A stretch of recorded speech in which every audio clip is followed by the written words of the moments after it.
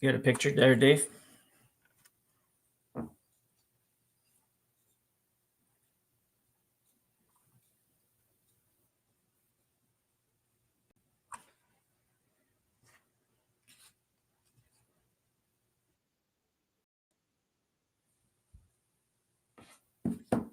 The Metal Hole Classic presented by Kioti Tractors of Ontario. We have this match here between Korey Dropkin and Brad Gushue here from the YNCU Curling Center in Sault Ste.Marie. I'm Dave Schmel. I'm joined by Jim Nix today. And Jim, I think we're in for a good fight today. Yeah, I think it should be interesting. It's sort of have the wily veteran of many years of curling with Gushue and somebody who's not new anymore on the scene, but it's still pretty young and pretty new relative to Gushue. So and has proven to be able to win at the highest levels as well. So I think it should be a great game. Absolutely. Korey Dropkin, obviously from the U.S. in the U.S.'s high performance program. Originally from the Boston, Massachusetts area, now up in Duluth, Minnesota. From the Broomstones Curling Club. His third, Andrew Ste.Marie, selling into the hack. Second is Mark Fenner, and the lead is Thomas Howell. Here we see Ste.Marie firing away.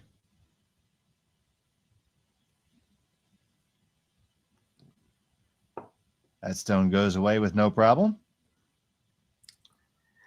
And of course, Team Gushue. Yeah, Mark Nichols, the longtime third. Adam Casey throwing the lead rocks right now, and Jeff Walker throwing second, or at least that's what they did earlier today. Believe they're still doing that. Didn't catch the beginning of the game. We were waiting for our feed to come up.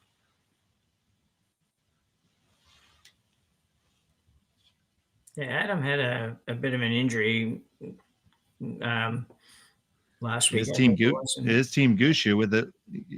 Go ahead. I'm sorry. No, that's good. I was just going to say he had a bit of an injury, and he was unable to use his arm as good as he should. So he didn't do a lot of sweeping, but he certainly looks recovered. I've seen enough of games in the last couple of games that they played that he's going full out for sure.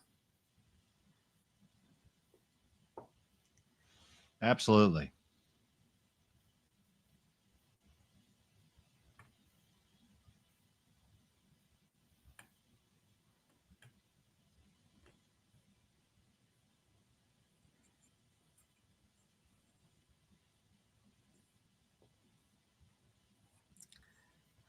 I would expect if we don't have any rollouts that we'll see a series of just hits to the end of this end at this point. So.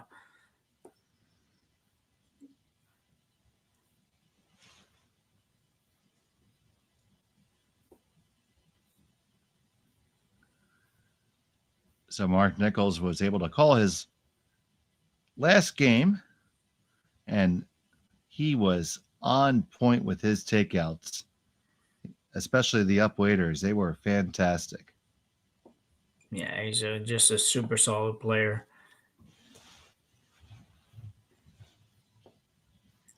He did a good job at skip, too, when Gushue got hurt a few years ago and missed a fair bit of a season. And Mark went in and skipped, and they didn't really seem to be that much worse for wear for that.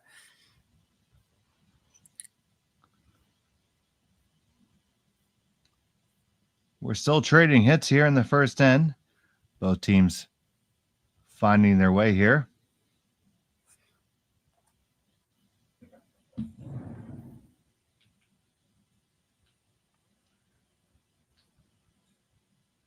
That one goes away with no problem. Now Gushue already over at the other end. Knowing what's coming, both teams willing to bank a little bit of time here in the early going. This game is on the clock. Not many of our cash spiels are. But this one certainly is because, well, frankly, there's a lot of cash in the line. $106,000 in the purse this weekend. And not surprisingly, that's brought out a lot of the talent. Yeah, that's a big number for bonus bills anywhere in the world. And like I say, apart from the slams, I'm not sure there's anybody that's offering anywhere close to that kind of money. There might be an event somewhere that is, but be very, very few and far between. That's for sure. So certainly thank all the sponsors, especially Henderson Metals and Kioti Tractors, for helping to put that purse together.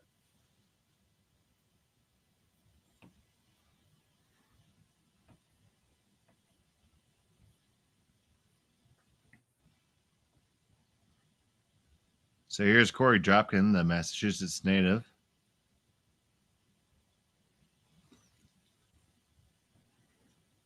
With his ball cap on like always. He needs to get by that one. You know, he's by easy. Yeah.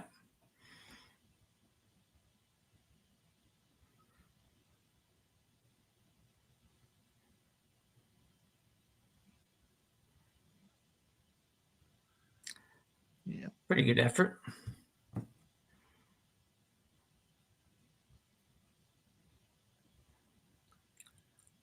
And now Gushue with his final stone's going to look for the blank.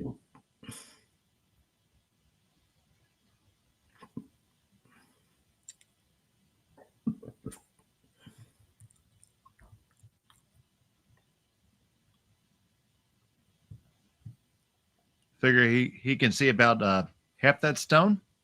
Yeah, I think that would be about right. Certainly, and from that hack, maybe even a touch more than half, but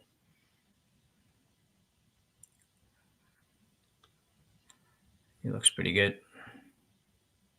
Final stone on the way, and the blank attempt is made. First end in the books. We'll be back after this from Sault Ste. Marie. Well,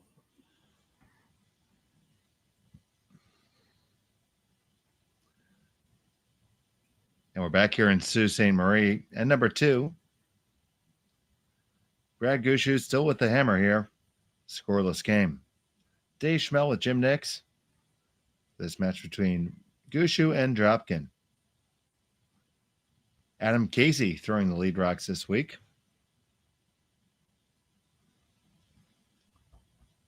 He is the alternate on this team as they await their new arrival, Brendan Botcher.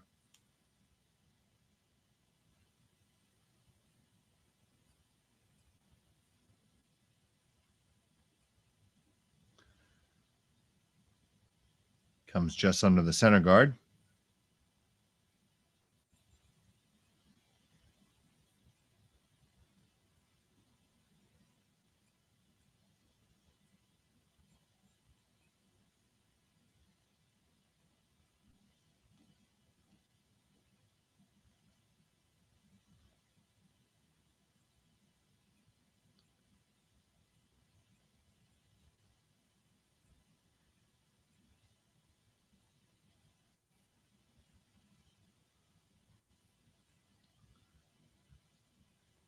Thomas Howell brings this around right up to the face of the shot rock and taps it back just a little bit. So Gushue's going to like to come on down and increase the stack here. And yeah, it's a pretty typical kind of start for these teams that they'll do this a lot in the first 3 or 4 shots and then sort out who has an advantage and who doesn't and what needs to be done to make that happen. So, yeah, not uncommon at all. It's going to move a long ways, but it will. Yeah, we've seen tremendous finish on these stones. They were textured overnight. So now it's the 4th game on the rocks since they've been textured. So probably evening out just a touch, but still curling a lot. Yeah. Yeah.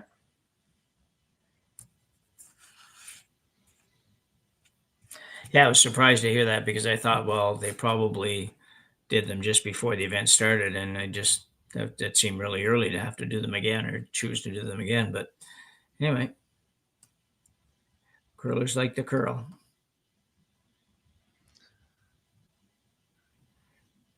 Well, isn't that what the late great Shorty Jenkins used to say? The game is called curling. That's right. Yeah.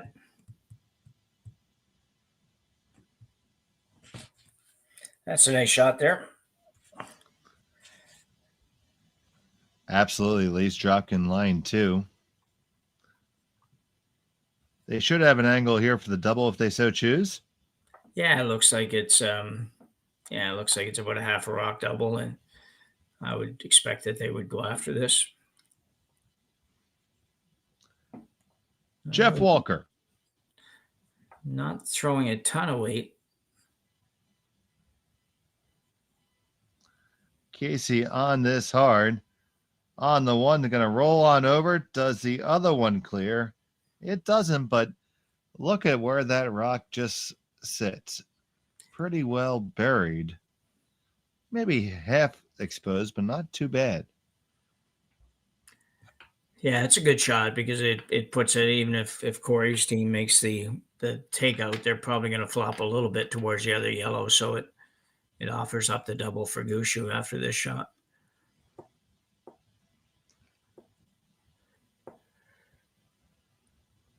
Jeff hit it about exactly where he had to, so obviously they weren't going all out to make the double, or he would have thrown it harder. Saw a couple instances earlier today where, this one's going to wreck off the hand of Fenner and drift into the 12-foot. So that one got away from them just a little bit. Yeah, a little bit soft and a little bit light, I think. Yeah, but we saw a couple instances where it looked like some stones were overthrown a touch by the Gushue rink. So maybe a little adjustment from the skip there just to make sure he makes the better half of the shot.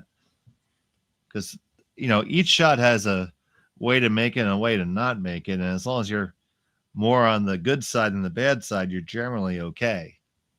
Yeah.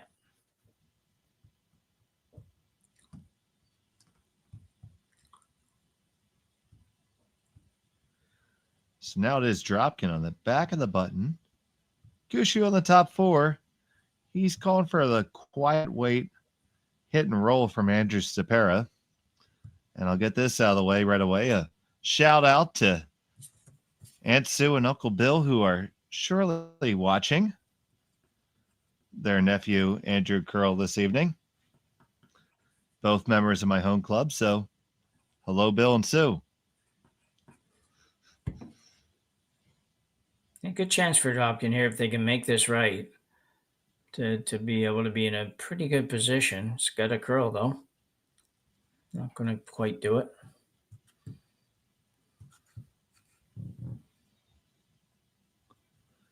Yeah, they did kill their own stone there. Now it's going to give Gushue a chance to lie three with hammer.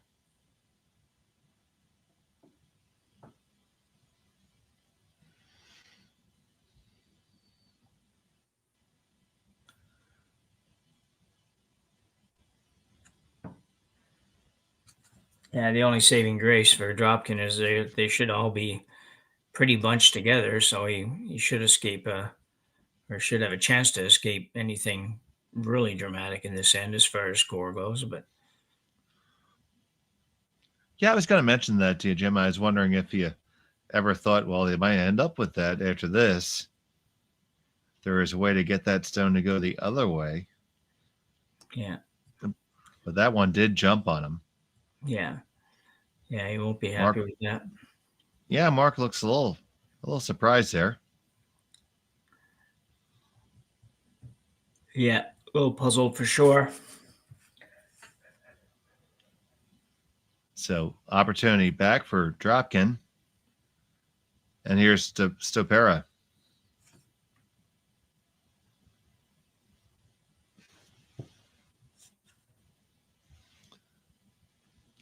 Fenner looking to hold the line. Now Hal's going to carve it over just a little bit. That was nicely done.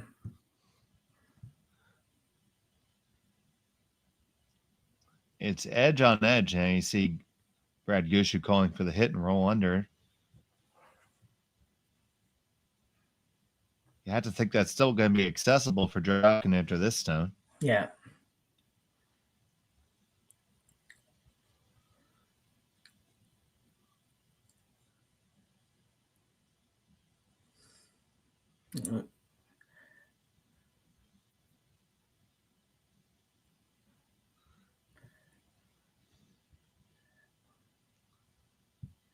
Well, this end changed around quite a bit in just a couple of shots.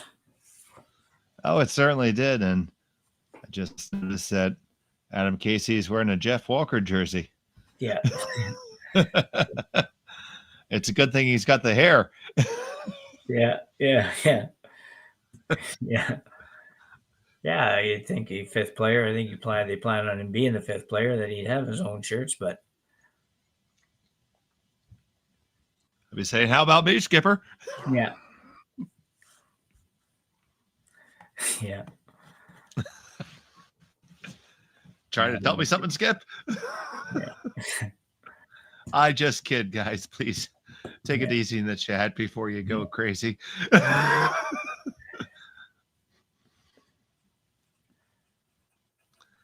So Korey Dropkin with his first here. He's going to try to bury one in here and really apply the pressure to Brad Gushue. If he can get the hit and the big roll. He's really close. There's the hit. Do you get that perfect roll? You know what? That's pretty darn good, buddy. Yeah, that's very good. That was a long roll. Here we see it again.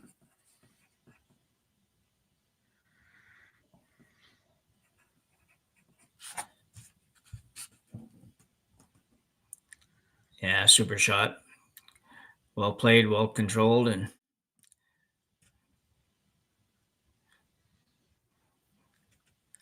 don't know for sure if Gushue can make the double here, or if he just wants to make sure he gets that one off the forefoot.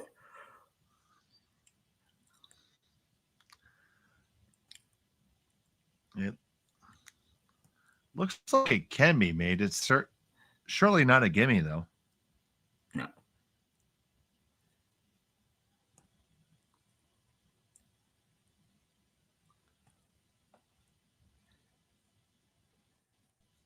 So here's Brad Gushue with his first in the second end.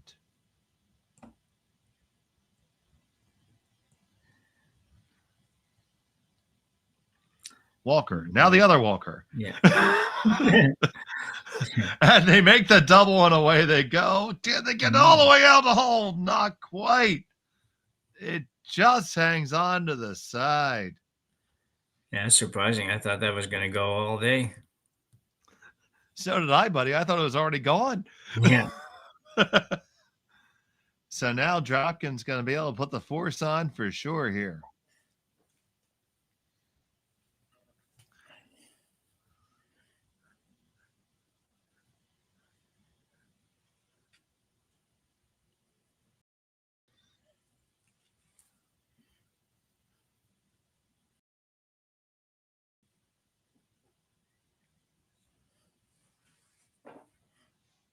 Korey Dropkin with his final here in the second.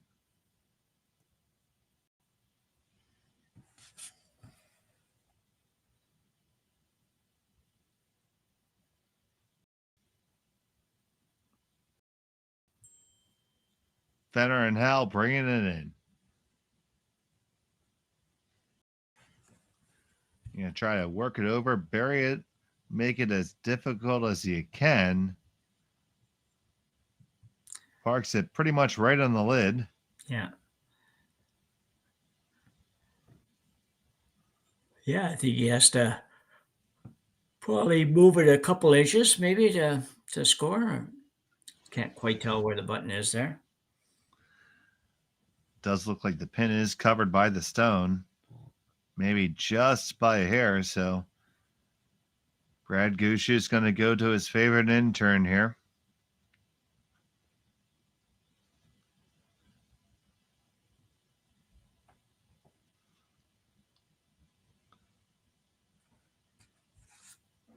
Final stone of the second end.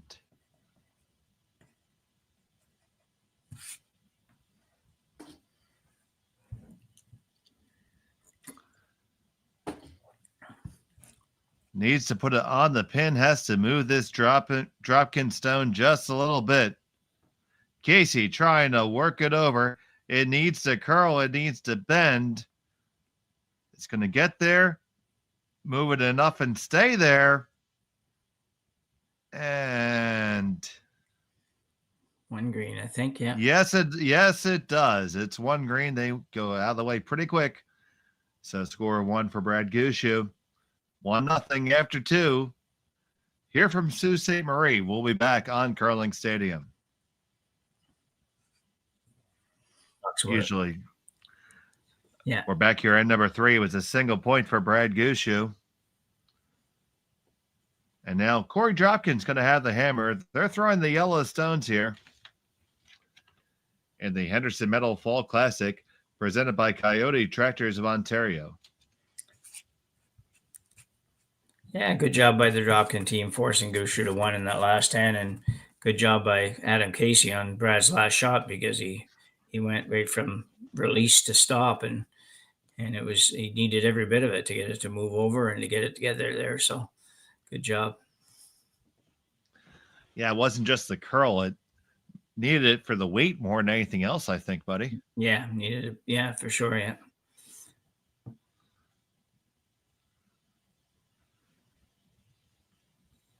So here is Adam Casey.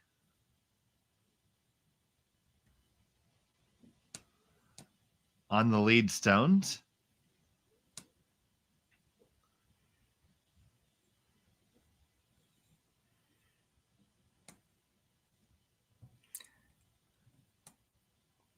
Former skip himself. Yeah, I think he's played most of the positions really over the last 10 or 15 years or so, whatever it's been.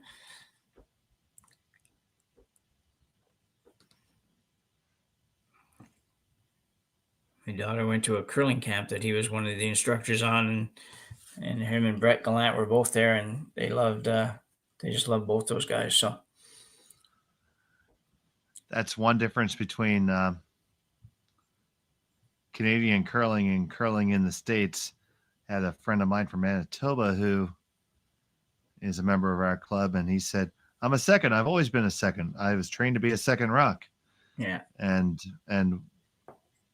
we don't get that really, because a lot of times we don't have teams per se. We're just thrown together on any given day. We play all the positions pretty much all the time.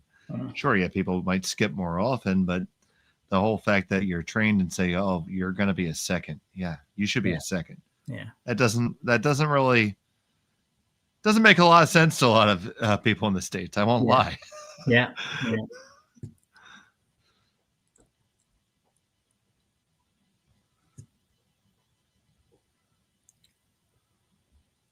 So I guess I get Adam Casey. Yeah. Yeah.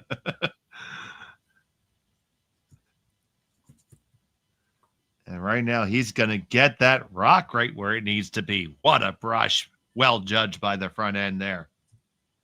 Yeah, really good shot. I don't know. I assume that's what they were trying to do. I thought at first maybe they were just throwing a little freeze on the yellow one, but maybe they were going there all along. And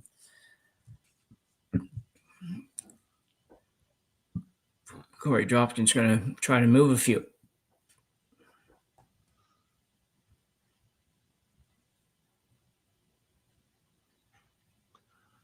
Here's Fenner firing away. Needs to curl up to hit more than one. It's just going to be a straight peel. Yeah, he definitely would have liked to have got a couple there, but needed to come up, like you say, about probably another inch or so to get two.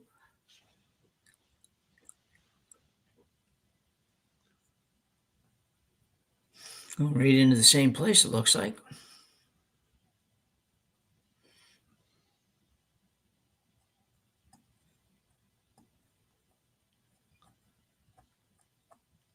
Walker with his second.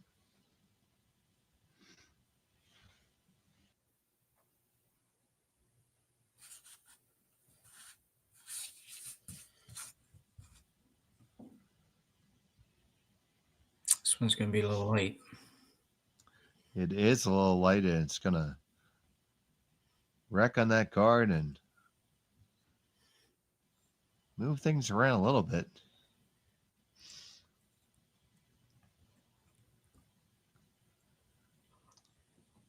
Don't know if that necessarily hurt Gushue there, though. No, no, I don't think it hurts him at all. It's just a matter of what's going to happen here. And looks like Dropkin's going to try to make the double and roll to the corner. So a lot to ask for, but I think he's going to be really close to doing that. Going to roll. No, had hit a little thinner.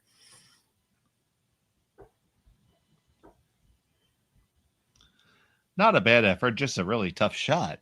Yeah.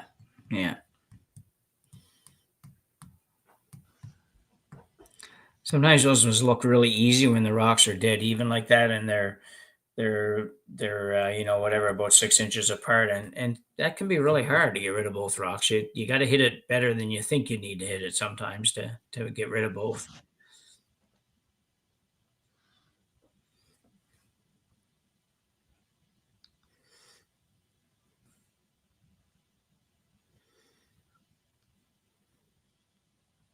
So here's Mark Nichols. He had himself a great game earlier today. Was really nailing his upweight takeouts. He was the peel master.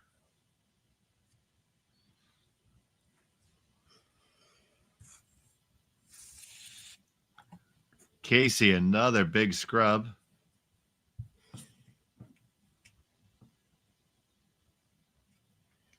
Now trying to carve it over just a touch.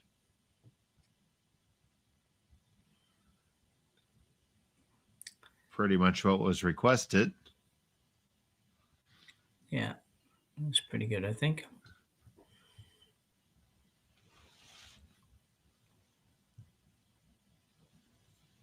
So you see Korey indicating to hit that one at 12 foot and roll underneath the corner guard.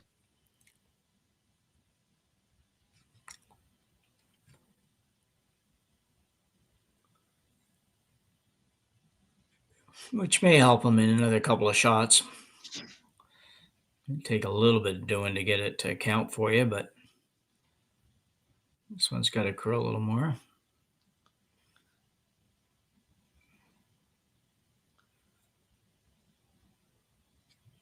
Not going to catch enough of it, and it is going to spill.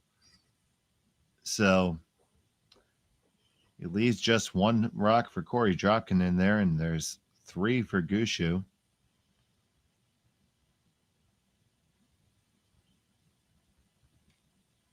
Looks like they're content to just draw another one.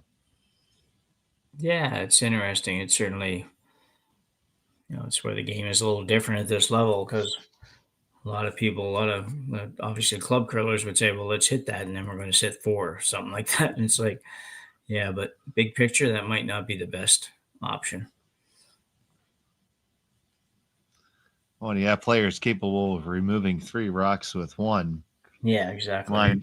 Line 4 doesn't necessarily help you sometimes. Yeah.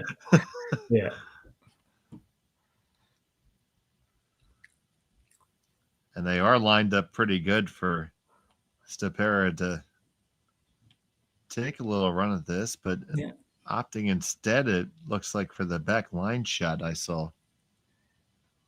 Yeah, I got to be really careful with this one. You could easily set this up in a bad place too if you're not really careful. The green ones on the right might be the saving grace for you, but you don't want to set up a double that's going to allow them to sit many.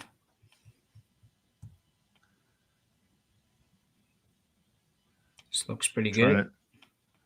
Back and forth between the 2 brushers, always a good sign. A tap up, and moves it back. It still Gushue sitting 1, but I think that's a pretty good result there for the Dropkin rink. Yeah, I think that's a really good result.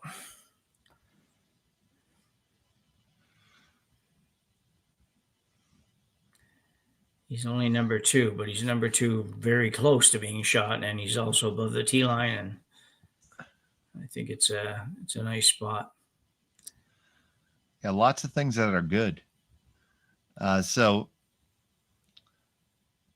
What's your magic eraser? How do you get out of this? Yeah. Well, I think it's. I mean, I don't think Brad's in trouble or anything at this point. So I think if he can come in and corner freeze on that yellow, he's going to be in pretty good position. He just has to make sure he doesn't line it up with the back one at all.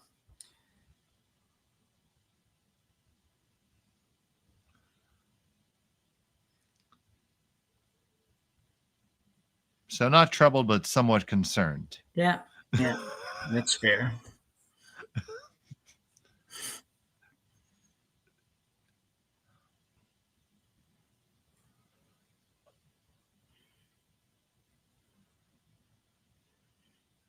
Brad Gushue with his first here in the third.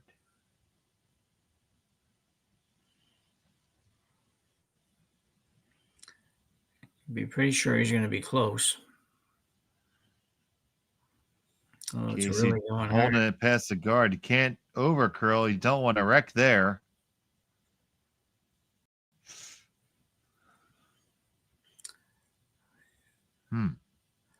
Yeah.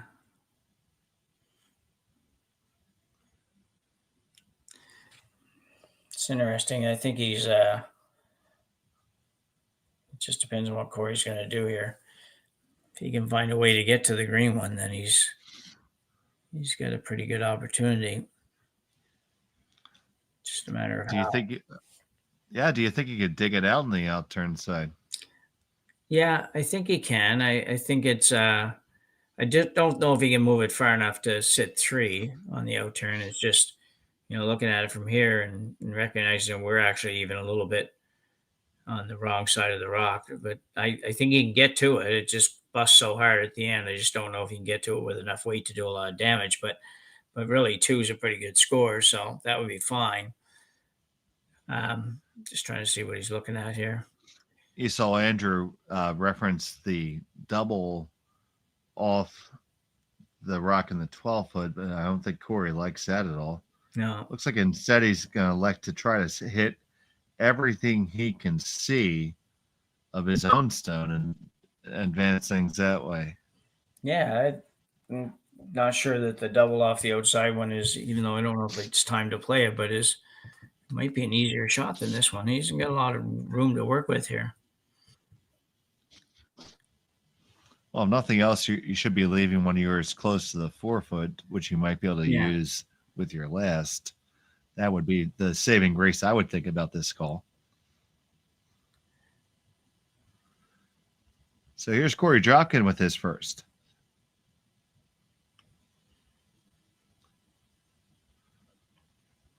Just a heavy clean. Now trying to hold it. You got a skinny. You had to just paper it. Oh, when you just wreck them up a little bit, but you do move it off the button. So you did accomplish that mission. Yeah, I think that's a very good shot for sure. Gushue's got a couple of options, but right now you're sitting 3, and depending on what Brad does, you might have a chance at a 2 or 3 here. I think they indicated just a little tap and flop early on this shot to get number 2, probably half 4 foot or something like that, maybe even full 4 foot, and make Corey's draw for 2 if he chooses to play the draw. Very difficult. So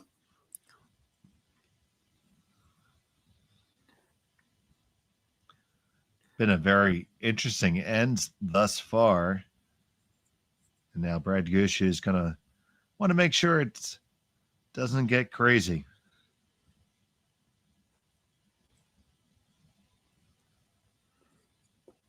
Gushue with his final stone of the third. not an easy shot. He's coming across the face of the one that's in there. That's always a little bit tough from a sweep call point of view.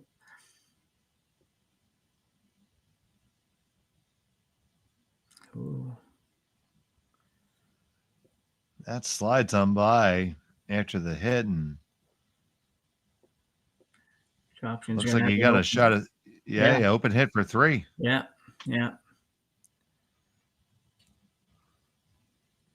Brad's not too happy. I don't know exactly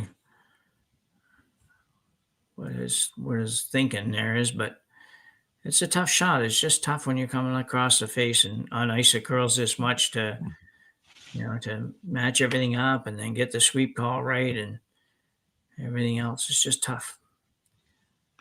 That was certainly not an easy shot. No.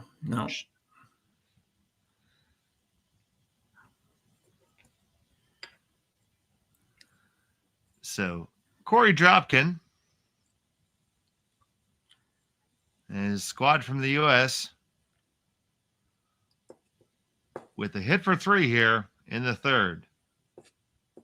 A very big shot. 3-1 lead's a lot more than a 2-1 lead, and it's I know it's only a point, but it's a big point.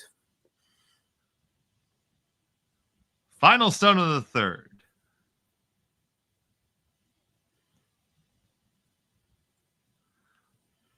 On it, hard to hold the line. You can't lose it. Don't lose it to the wall. You're going to get just past the guard and you make it. Yeah. And there you go. 1, 2, and 3 for Korey Dropkin. It is 3-1 after 3 here from Sault Ste.Marie. You're watching Curling Stadium, and we'll be right back.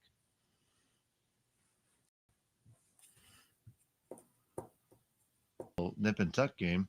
Back here in the fourth end, it's a 3-1 game. Dropkin scored a big 3 there in the third to take the advantage.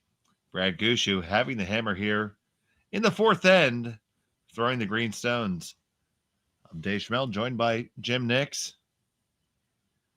Ryan Jakes on the 1 and 2s. And you guys are all with us, and we are glad that you are here with us here on Curling Stadium. You can watch all the action from every draw of every sheet. We make it real easy. Just go on to curlingzone.com. You can check those scores, click the little YouTube buttons, and get those streams and stay updated on all your favorite teams. And please make sure you like and subscribe us on YouTube. Click that bell for notifications. It helps us bring you more curling, and that's what we want to do.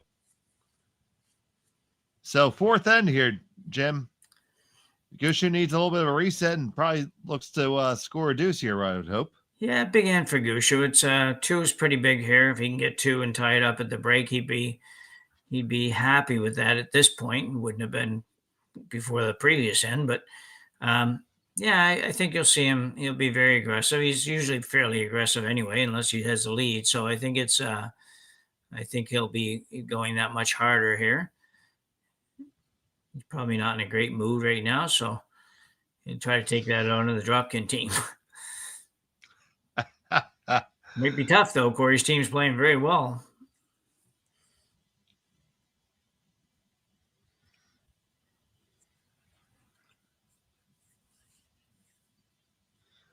Here's Adam Casey with his second here.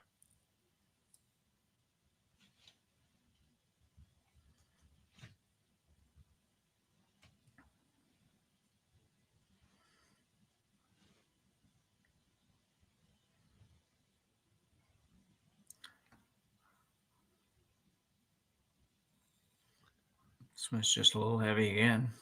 A little heavy, and it just didn't come up the way they were hoping. And like you said, most of that is the weight.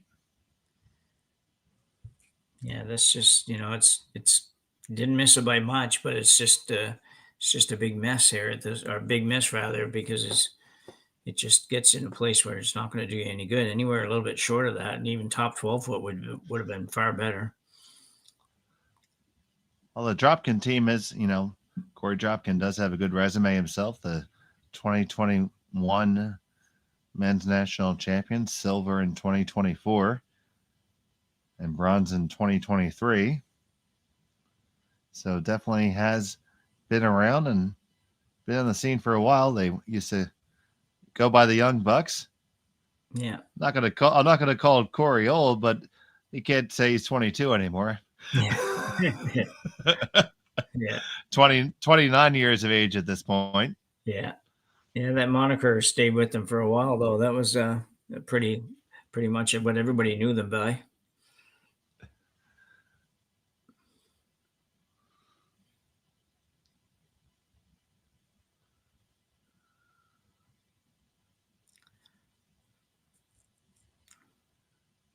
This stone here is going to get down there, rattle them around just a little bit, shuffle the deck. Yeah, good Still shot. Dropkin. Yeah, put that. Sorry Yeah, about that. Put their stone in a pretty good position here. So it's a good shot. Dropkin's still sitting too here. He's going to look to draw in there too. We're going to continue to play this cat and mouse game that we saw play out actually in the last end a little bit and end up in Korey's favor. We'll see how it goes this end.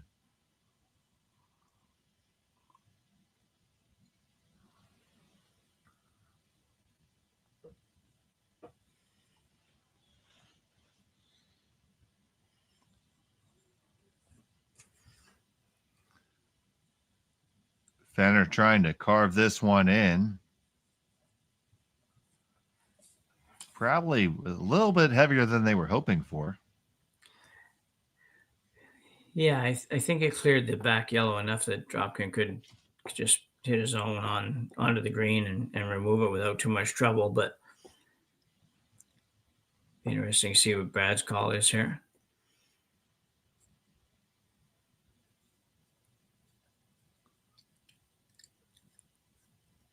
He's afraid of rolling somewhere that would just set up the slash double for the Dropkins team.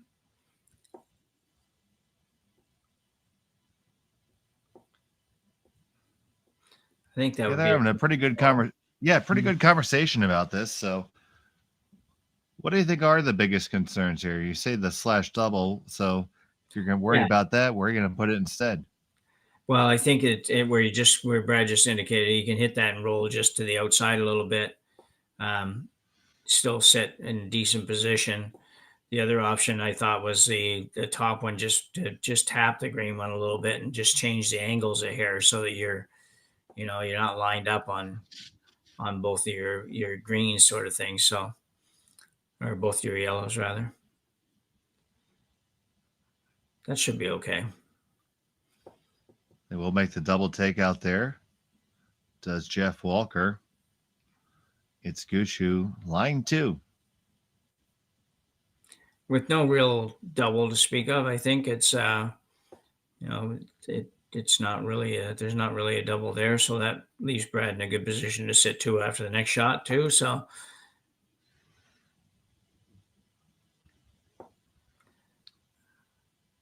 So you see Korey looking at playing on the both sides.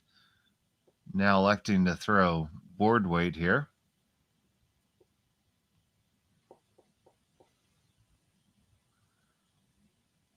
Enter Ste.Marie.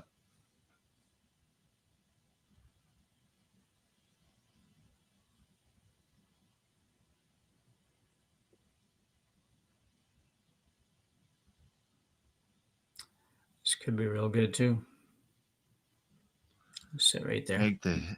Nice hit and stick there. And now is just the sole Gushue stone, and you hit it, you're gonna set shot, but is there really a super place to roll to? No, there's not right now. I mean, I think it's just a nose hit here. If you can roll out, you can roll to the right a little bit, I guess, and still be number 2 or the very least number 3. But I don't think he wants to do that. I think he's looking just to hit this right on the nose.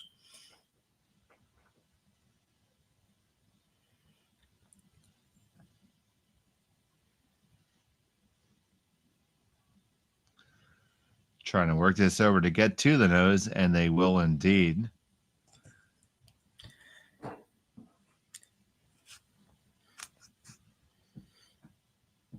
Good shot by Nichols there. Yeah, he just got enough curl that he didn't leave a double, an easy double, anyways.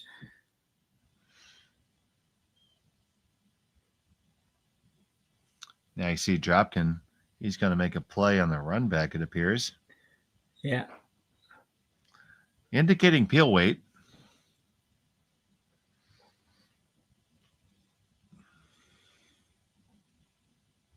Could get rid of all the greens here after this shot, though. Ste.Marie trying to hold it on the one, on the second one. They end up clearing their own out instead, but they do leave themselves kind of cornered to the Gushue stone. So not 100% the shot they were intending on, but not a bad leave. No, I think it's a great leave. Yeah, it forces Brad to do something with it, and there's not a lot of rock stuff to come in this end, so he has to be thinking about, well, even if I can get rid of that, whatever am I going to be, and am I going to set up any kind of a double or anything? Because he really wants to avoid a double at this point. You've gotten to, the 2 rocks left for Dropkin, and really good chance at getting a deuce for Gushue here, as long as they don't set up some kind of a double.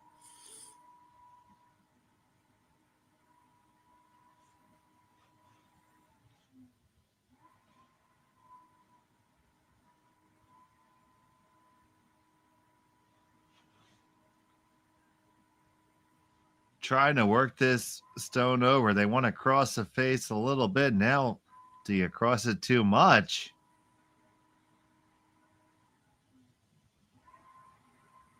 That's not too bad. Now, No. you see Dropkin going right to indicating that he wants to run back the yellow again.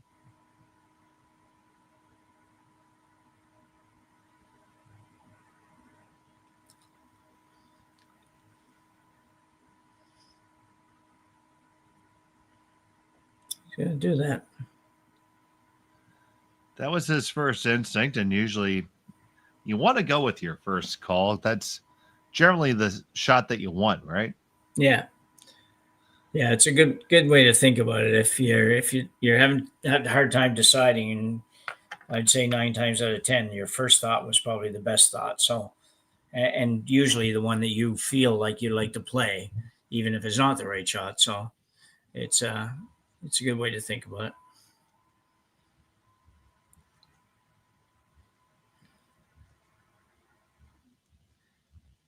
This is a big shot, and if you make it, it's a good result.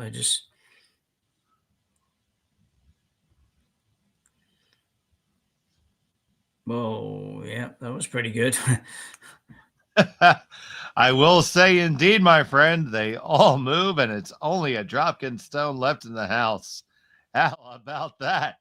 Yeah, that was a great shot. You see Korey coming out here, and he's going to slide right down with it. And really not a lot of sweep until right now, a little bit just to make it move, and just a perfect shot. And Korey had to show off and slide behind his stone the whole way so we couldn't see it. Yeah.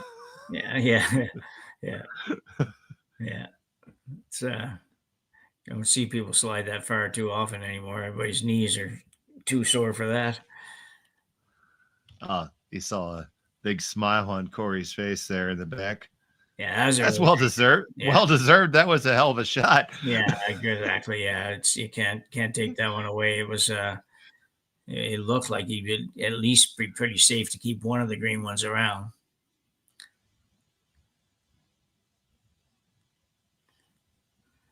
Brad's going to get a roll. I don't know if it's the roll he was looking for. Can he get it over behind the corner? Yeah, pretty close, but it's gettable. It is half open.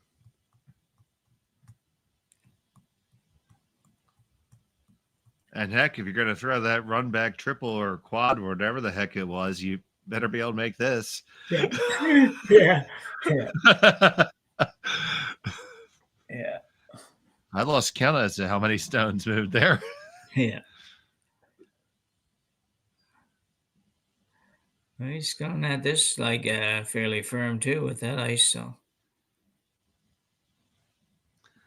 I guess it helps that you just threw that way. You're going. That's what's in your muscle memory at the moment. Yeah. So Korey Dropkin with his final here in the fourth, looking to pick out this rock from Brad Gushue and force him to take the blank.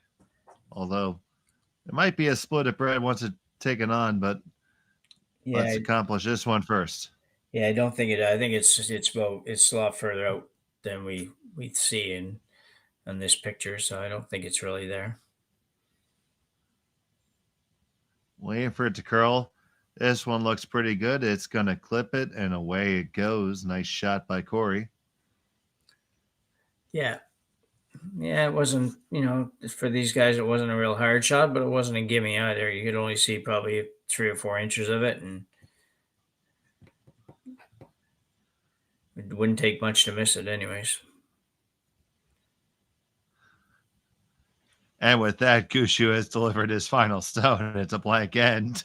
Yeah, I think After four, it's 3-1. We'll be back after this.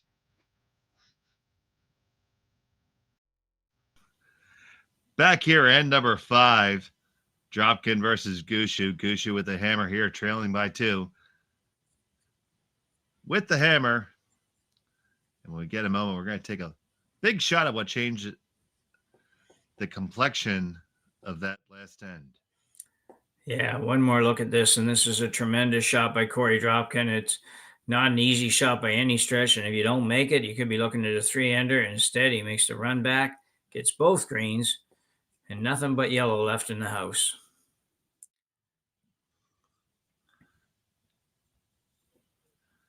That truly got himself out of dodge, and you're right, Jim. If you miss that, it's trouble.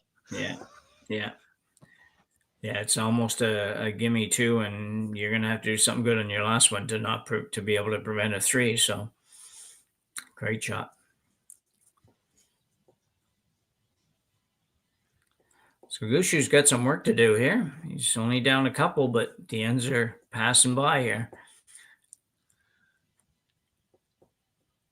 The ends are passing by, and the Dropkin rink looks to be pretty well on point right now, honestly. Yeah, they really are. Yeah, they're not doing much wrong, that's for sure. And again, we do have 28 of the very best teams here, attracted in no small part by the $100,000 purse here at the Henderson Metal Fall Classic. We thank them and Kioti Tractors of Ontario for putting up all that extra money. Yeah, that's a lot of extra money. That's not that easy to come by. Sometimes a little bit easier out west, I guess, probably than in the east. But these guys are only sort of bordering that, and I know it's a great hotbed of curling, a great curling community. But regardless, that's a lot of money to track down to run these events. Yeah, the entry fee was $1,500, so that means a good $65,000 is at it. Yeah.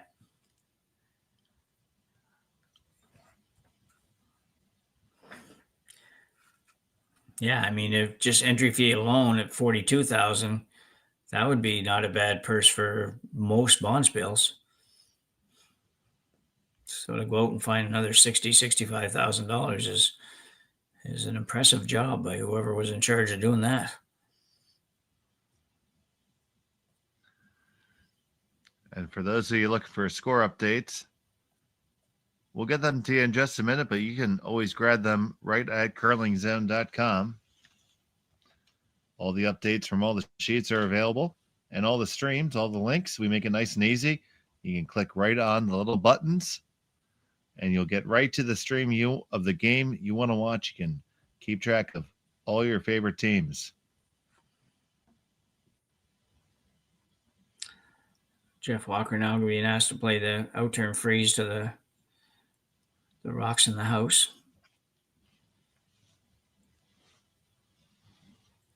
I don't know if he's going to get there.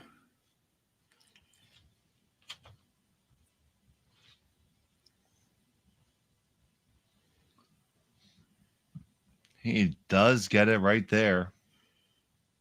I was watching Adam having to sweep as hard as he's had to sweep in this game. Makes me wonder if Brendan Botcher's really quite ready for all that. I know he's in good shape, and I know he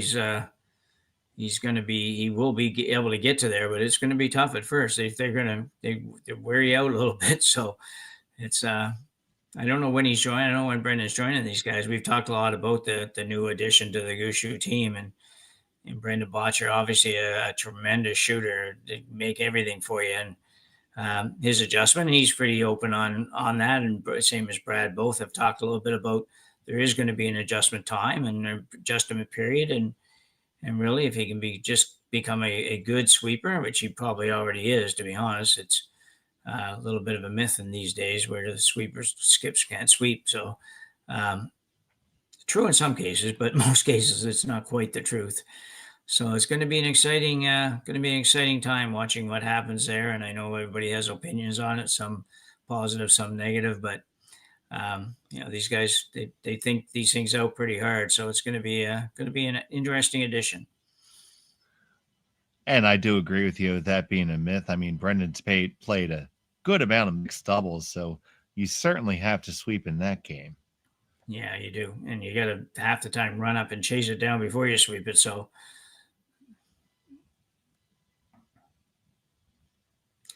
Gushue's got a couple rocks in the house here. He's going to have one more in here in a minute, I think. Oh, no, he's going to come right up over in front of the guard. Don't know what exactly happened there with that one, but he will not be happy with it.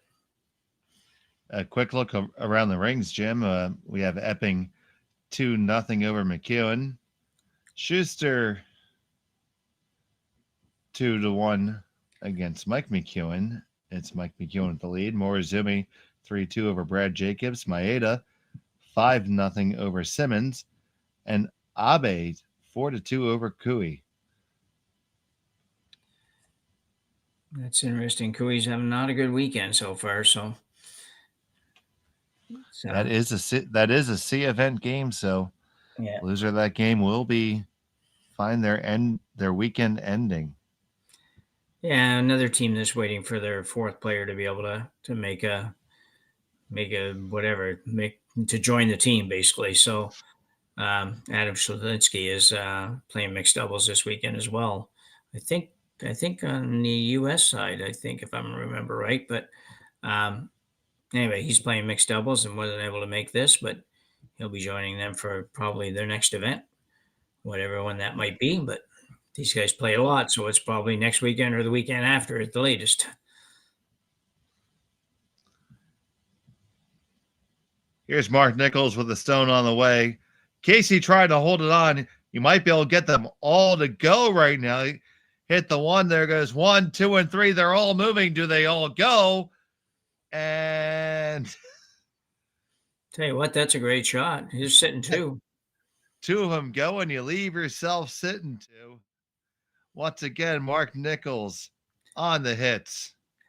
Yeah, I don't know. I don't even know what hits what and everything else, but he throws it, hits it into the pool, and everything was just lined up well. And then Jeff made sure he got that one over behind the corner without sweeping it out past the yellow. So great job.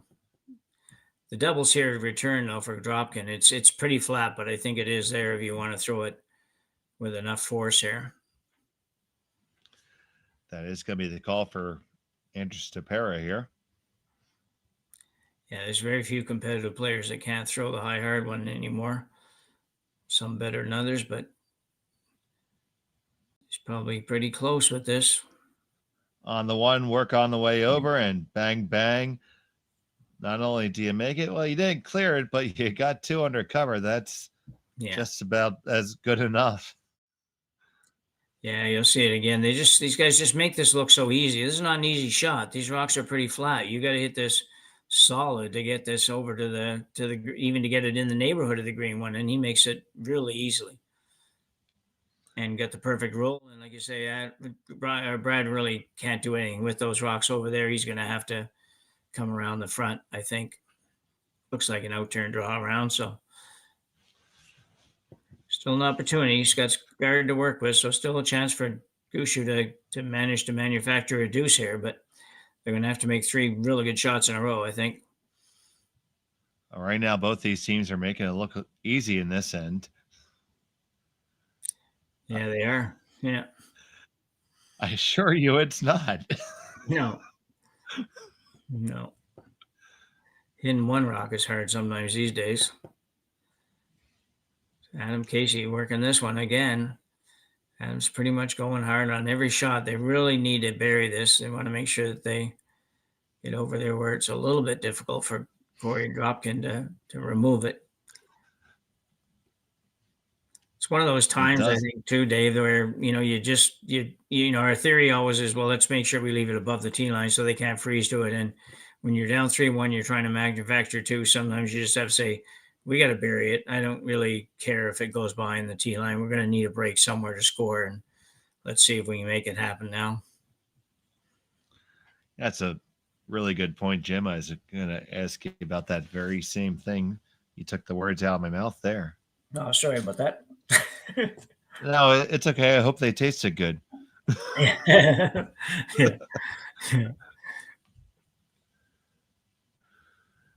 So Korey's got to try to follow it down. He has to make a good one here, or else Gushue can start to manufacture something.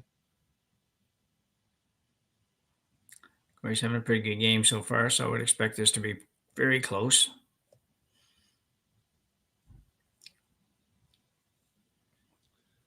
Fenner and Howell on the brush.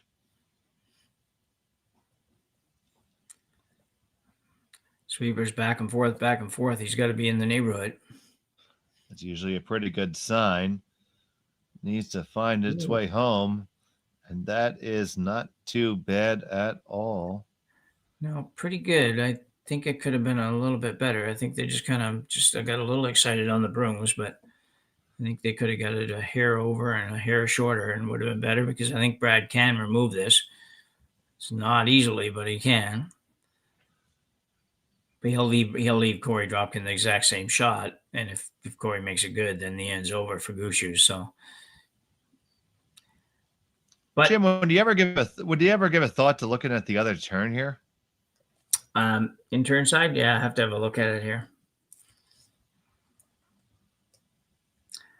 Yeah, you could. I think it's going to be harder to get to the yellow, but the staggers are right that it seems like it'd be easier coming into the yellow from the intern side. I just don't know if there's enough room past the guard to get there. And they certainly should be familiar with this one. That's obviously a huge part of it, having the familiarity with the shot that you're calling. Yeah. Especially when you're down with skips rocks. Yeah. Oh, yeah. Here's Gushue with this first. Trying to work his way down there. Now, Casey on it again and again. They tap in to move things around. And it is Gushue sitting shot right now, right on the pin. Well, he did free it up a little bit, though. If he ever could get a miss somehow, he has a little better chance of moving that. He clearing the back one and picking up the extra point. What's his name? Andrew Ste.Marie was indicating maybe to hit about a quarter of or half of the green one and they'd catch her on the side, but I don't know. That'd be tough too. That was Andrew's first instinct, and I think it might be there, but like you said, that's a pretty tall order. That's a double whopper with cheese. Yeah, that's I think the draw makes the most sense. I think the other shot is possible for sure, and could maybe get rid of all the green ones. I just don't know if it's worth the go. I think a little freeze on it would be pretty good. Move it 2 inches would be okay, but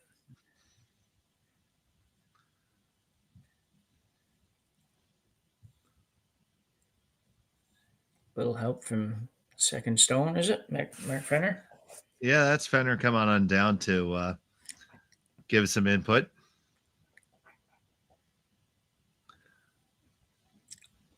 Fenner and Howell have played for a very long time together. Yeah. Even before joining forces with Dropkin. Oh, okay. How long have this team been together? Like more than just this year? I want to say this is about, I'm going to get this wrong, so I better make sure I get it right because my friends will yell at me. Yeah.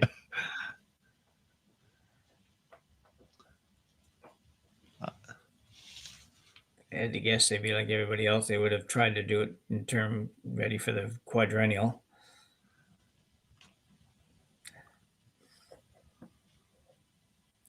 So Korey dropped and asked him to put this one in the right spot. Get this in the wrong spot, you could drop 3 here, so you got to be careful. This is the third season in a row for this team to be together. Okay. As a squad. Yeah, that makes sense.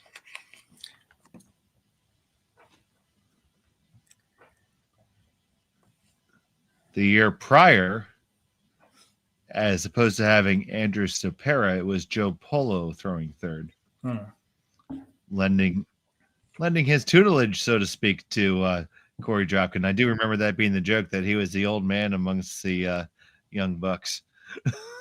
Yeah. It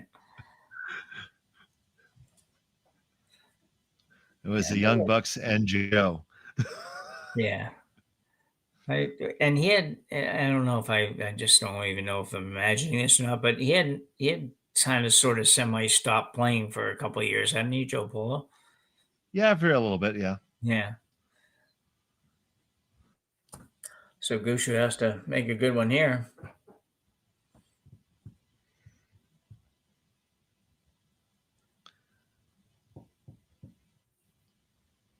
And Tyler George now works mainly as an ambassador for curling, doing a lot of our broadcasts. Yeah. A lot of local grassroots outreach, and Tyler's been great for our community. So here's the final stone of the fifth end for Brad Gushue. Needs to rattle around a little bit to try to get his deuce here. He can just get to the lid. He'll get it. On it, hard to hold the line. Can't lose it. Doesn't look to be heavy either. Do you have it there? Now, do you have the line? Carve it over a little bit, and what a shot by the veteran Skip. And he gets his deuce. So a score or two, and we're all tied up. We'll start over again in the sixth when we come back from Sault Ste. Marie.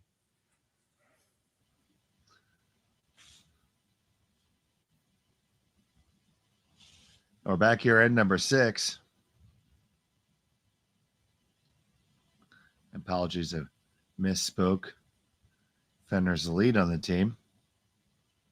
But I'm going to blame you, Jim, because you said second stone. Yeah. Oh, did I? Yeah, I might have, yeah.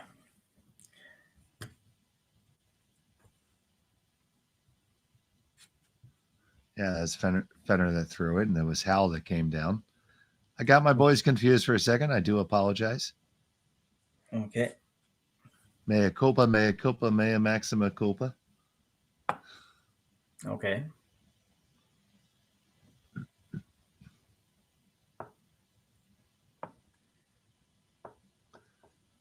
And so now it's Dropkin with the hammer tied up here in the sixth end. So you would have to say it's advantage to Korey here. Yeah, although you just, you got to feel a little better if you're the Gushue squad. You haven't been able to put a lot together, and you managed to make that do. So you're going to be feeling a little bit better about things. But you are dead right. Sixth and tie game. The advantage has got to go to the guy with the hammer. I don't know what the stats are for that, as far as how often you win that game in that situation. But I'd be curious as to what they'd be. Jerry, And you are. Yeah. Oh, I'm sure Jerry has, and Yeah. he'll probably chime in at some point and let us know. But I'll tell you what, though, that was one heck of a draw by Gushue to get right to that sliver. Yeah.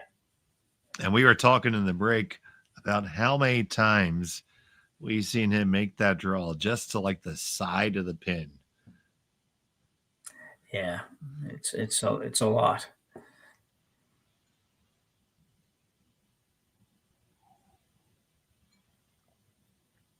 That's one of those things. If you're Korey Dropkin and your opponent makes that, you just tip your cap and say, "Nice shot, Skipper." Yeah.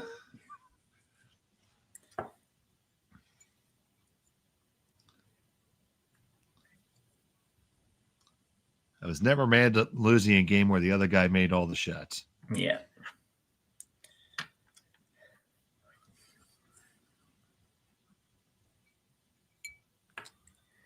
We're playing a little bit of defense here.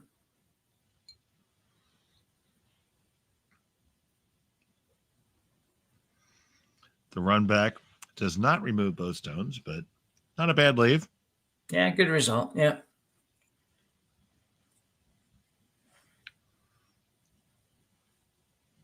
Now Dropkin looking at the options, trying to see what the angles are in those cards. Looks like he does want to clear something. Well, it certainly makes sense. You don't need to let this end get too complicated.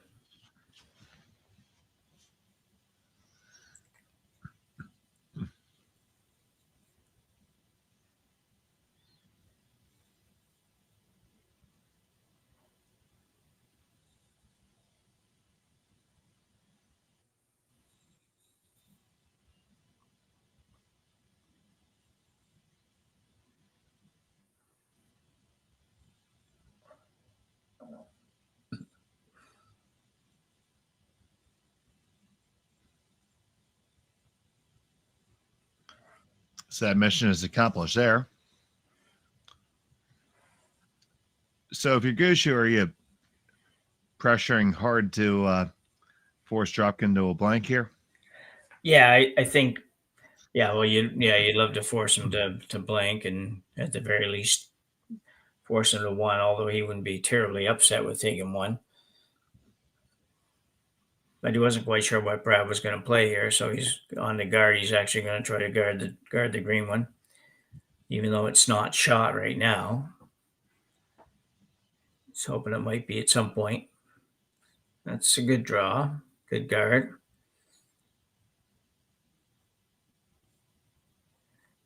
It'll be interesting to see how this plays out. If they keep throwing the guard up, I don't know if Korey will keep peeling it, because he might find he's going to get himself in a position where he's going to definitely have to take one. It'll be interesting. See what their thoughts are. I don't know how they feel about that. Just a straight peel there, and Gushue immediately indicates the guard. So let the game and cat and mouse start.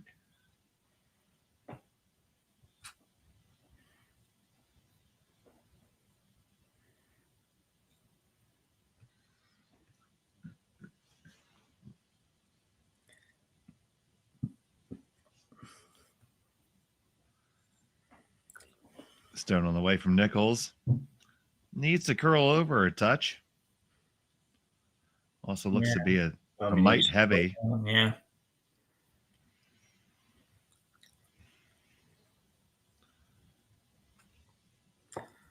Might get away with it, but he got awful close to where Dropkin could make the double and roll onto the rings, which would be not good for Gushue. I'm not entirely convinced that shot's not there, but we'll see. I think it is there. I think it's just, it's a little bit more difficult than it would have been if he went another 6-8 inches. But shot from Ste.Marie.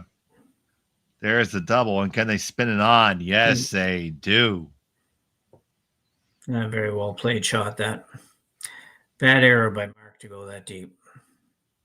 You'll see it again here. It's a pretty simple double. That's not the tough part. The tough part is making sure you get to where you can roll your shooter on.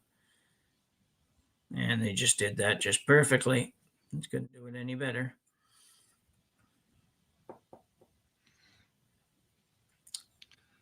So now it's Team Gushue chasing here a bit.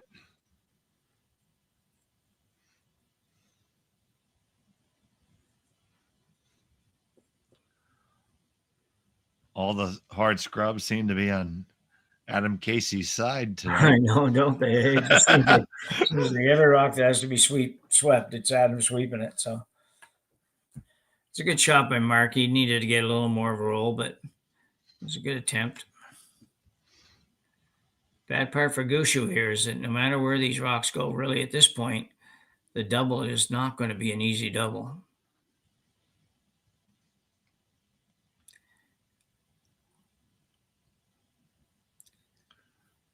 So trying to curl over. Ooh, just want to make sure you stay on the range. Can't afford to roll off. Can't ever roll off. And it just hangs on to the back. They are spaced about as far as possible. Are they ever? Brad may take a run at this. It's possible that he may say, because really he hasn't got much. So he may take a run at this. And yeah, there's not a lot to lose, is there? No. Yeah, if you try to make it and you don't make it, then the Dropkin splits the house and puts them even further apart, which would make the double impossible. But the option, I guess, is to hit the one at the top, roll onto the rings, be shot rock, and make Dropkin play it, which is maybe not bad either. So the team's going to come on down and at least meander that way and have a discussion. Yeah. Snacks are probably all at this end too, so no, they're not coming any further. Both Walker and Walker in disguise are hungry right now. Yeah. Great picture. Thank you, Ryan. I love you. Walker 1 and Walker 2. And there's a timeout called. So now the front end is officially allowed to join. Yeah. I think at the end of the day, they'll play this and play the intern and probably play it to hit and roll on the rings and force Dropkin to do something with it, which may make a better chance at the double. I don't think they'll take a run at the double on this shot. It'd be tempting, but I just think if you don't make it, you're definitely not having a chance at it on the next shot. So it's either that or you ignore the whole thing and go around it, but I don't think they'll do that either. It puts the whole game on the line in this situation. So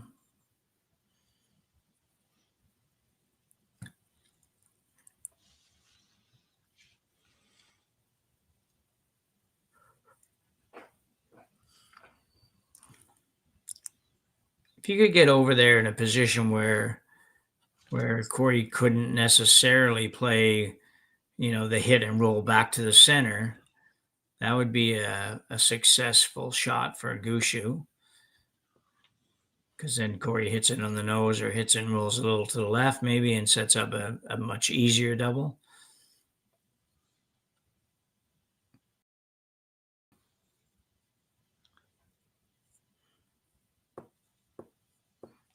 So he's going to play a hit of some sort anyways. We know that much.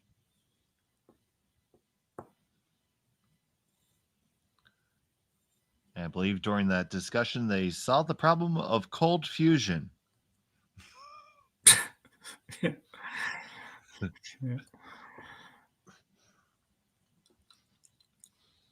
Still not sure exactly what shot he's playing, but probably be able to tell by speed wise. So he can't be playing the double, I don't think.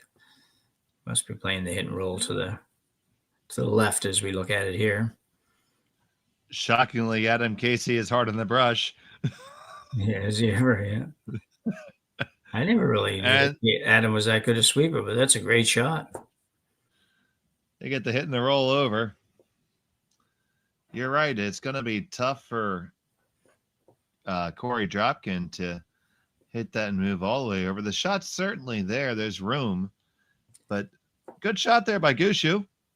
Yeah, that's all he could do, really. And the rocks are far enough apart that Korey can still, not have to worry too much about hitting it on the inside and driving it on the yellow one. But that's all you can do if you're Brad, is just to try to force him to maybe not make a great roll. Yeah, that's it's possible that the angle that's left is better than the angle that was there because, well, frankly, yeah, exactly, yeah, that's all you're it'd be tough to have a worse angle than he was just looking at. Yeah, I agree.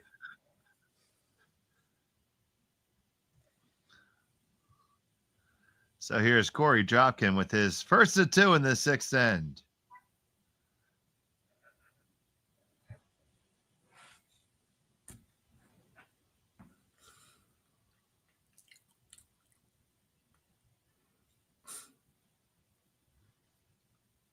I think they're going to get away with it. Hard on the sweep. They get the hit. They clear it. They roll across. Question is, did they leave Gushue a double? Well, there's definitely a double there, but it's not an easy double for sure. It's probably a quarter rock. You got to throw it, right?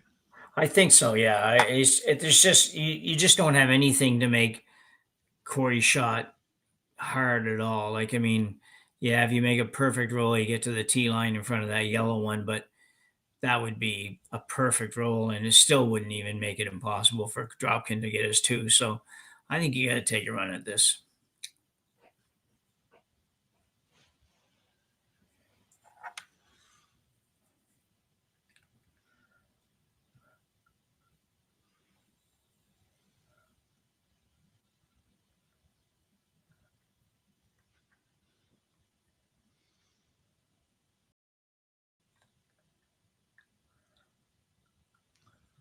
So Brad Gushue, with his final stone of the 6th end, got to make this really tough double. He's going to be in the neighborhood, I'll tell you. It's going to be really close. You're off the one. Come on across. Do you make it? Yes, you do. Great. What a spectacular shot by Brad Gushue. Yeah, it's a tremendous shot. And actually, even stage, you'll see it here again. There's not a lot of room for error on this. The rock is curling away from the one you're trying to make contact with, and you're only trying to hit an inch of it. As you can see, just absolutely perfect. Called very, very well. Swept perfectly. Great curling shot. Now, Korey Dropkin is going to have to take the blank here and move on with hammer in the 7th. Final stone of end number 6.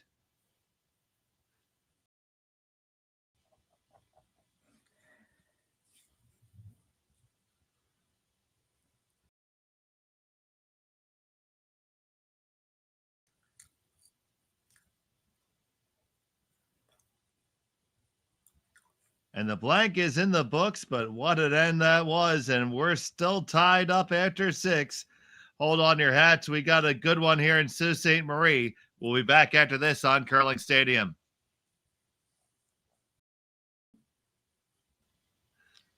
7th end. We got a barn burner here in Sault Ste. Marie at the Henderson Metal Fall Classic presented by Kioti Tractors of Ontario. A huge double by Brad Gushue to get out of that end. Yeah, you're going to see it here, Dave. It's he really does have to be perfect on this shot. They've got to let it go and run the risk of curling by everything, and just called perfectly by Mark Nichols, and bang bang and sitting one, even stayed, even made Korey's shot a little bit tougher. So here we are in the 7th. Dropkin has a hammer in a tied up affair, 3 apiece. Getting your money's worth here. And you don't even have to pay. All you have to do is like and subscribe, by the way, on Curling Zone. Yeah.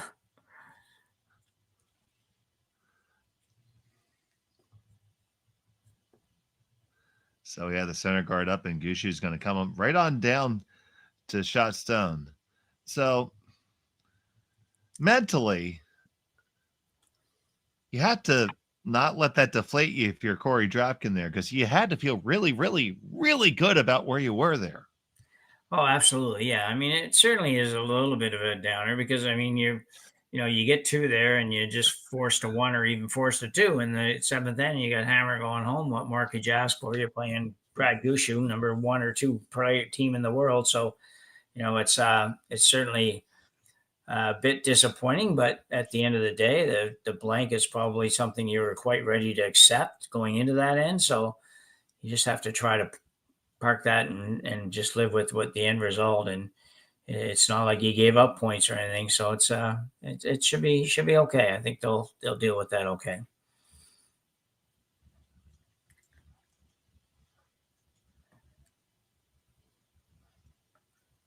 Probably deal with it a lot better if they win this game though than if they don't. So it's oh, well, isn't that for sure? Yeah.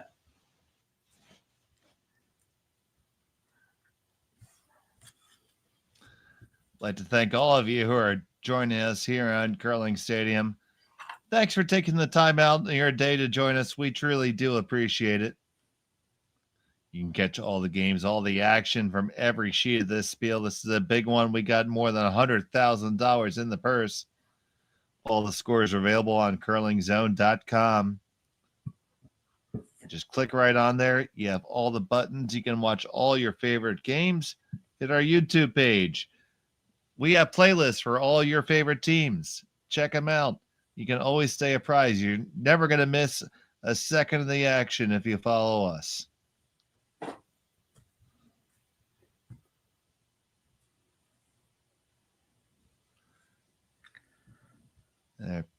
Peel the guard there. Yeah, he didn't really have any option. It's hard sometimes when you look, you say you're sitting 2 and it's behind the guard and everything. We should just leave it there, but that's never a good thing at this level. It would come back to haunt you 9 times out of 10.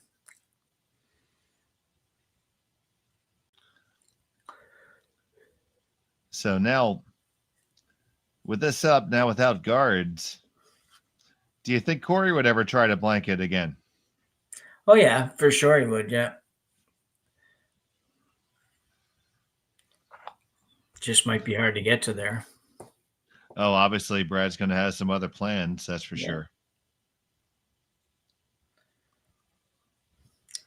But we've seen a couple of real pistol shots removing a lot of granite from both of these squads here.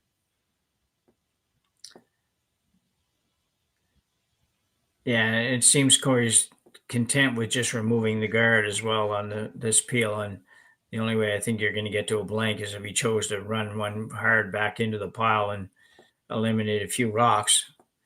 But that would probably eliminate his rocks as well.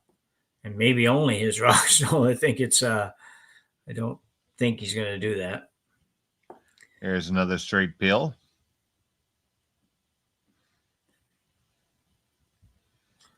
Bit of a guessing game now. Who's going to do what? It's pretty simple at the start. You know what either team is going to do for those first 3-4 shots, and then all of a sudden it gets a little bit more difficult to predict as the rocks gather in the house. Yeah, you saw Brad indicate for a second that, considering playing a little bit tighter to the rings, but elected to throw the guard with this one.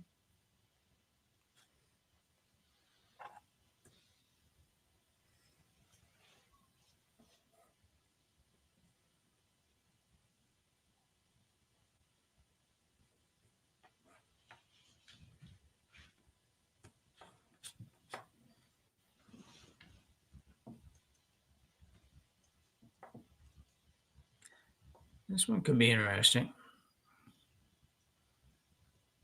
Yeah, they're going to take a minute to talk about it. Might take a minute and 30 seconds to talk about it, I guess. In fact, indeed, there is a timeout called right now.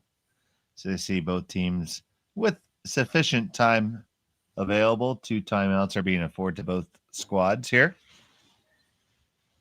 Yeah, that's a lot of time left to play 2 ends for sure. So even when it gets a bit congested.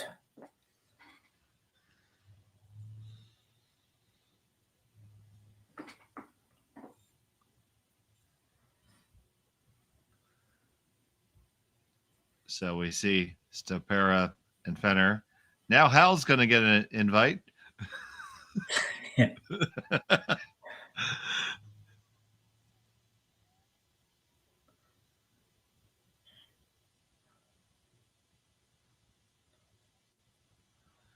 Come on into the party, Tom. What do you think? Is that the coach at the other end? Yeah, I'm trying to see who that is. I know, but he might as well go in and stay warm because you're not going to get much input into this, I don't think. Too far away.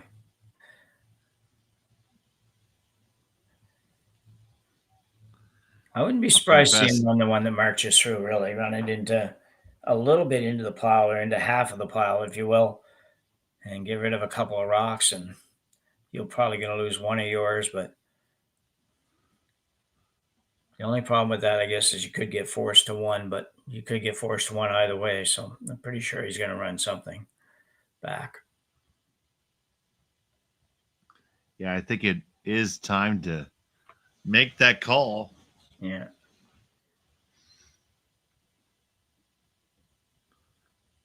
Or make that call even.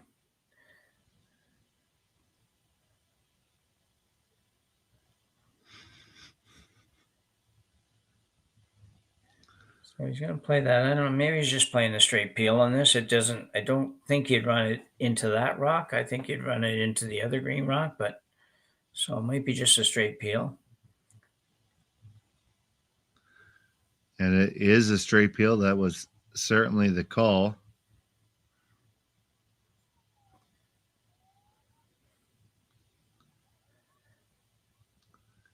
So now, what's your thoughts here if you're Brad Gushue?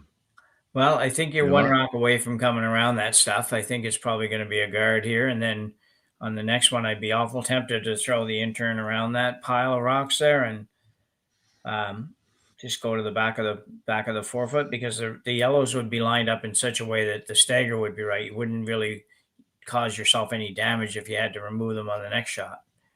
I don't think with they'll that, remove them now because if you played it now, chances are really good that Korey would be able to make up one or two doubles and the end would be over for you. You wouldn't accomplish either stealing one or forcing the one. So I see both teams recognizing the gravity of this end. yeah, Adam Casey, or shall we say, Jeff Walker Jr., has joined the conversation. yeah, yeah. It's a big moment in the game for sure. It's you know.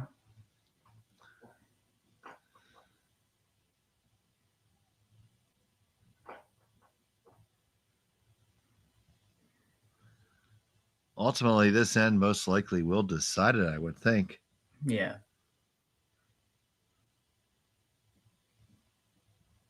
I don't know if there's a way you can hit play one of yours and roll far enough away to prevent a double eventually, and I don't think there's really a good opportunity to do that. Yeah, because the last thing you want to do is hand Korey Dropkin a blank opportunity. Yeah, exactly. Yeah. You want there to be a score on either side. Yeah. You'd prefer it's one for Dropkin, and then you can come back and get two. Sure. Yeah.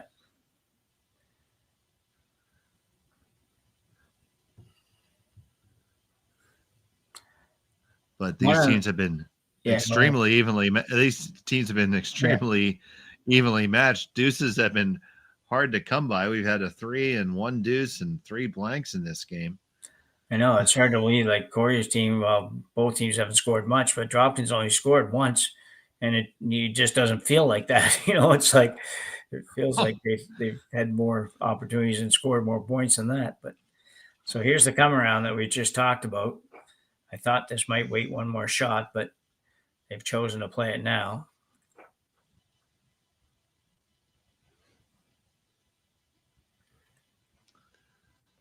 Just going to look to warp one around here.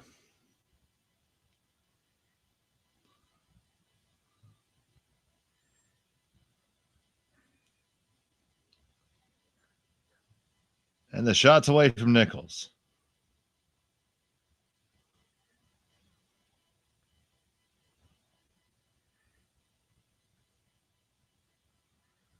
Trying to hold this one out hard. Now hopping in two for the weight. Over curling, so they're going to end up with that high shot, whether they want it or not. Yeah. Yeah, I don't think that's too bad. I think, that's kind of where I thought he might call it in the first place, but I did like the come around. I just didn't know if it would be one shot too early, but Now, is that the right shot for Korey now? you know what? I think it probably is at this point, Dave. I don't know. I don't think the green ones are going to be really hard to get rid of. So I think this makes some sense. He goes around. Gushue's probably following him down almost no matter where he ends up. And he might have his chance at two if he can make a good shot here. So, Andrew Ste.Marie can have a big draw here.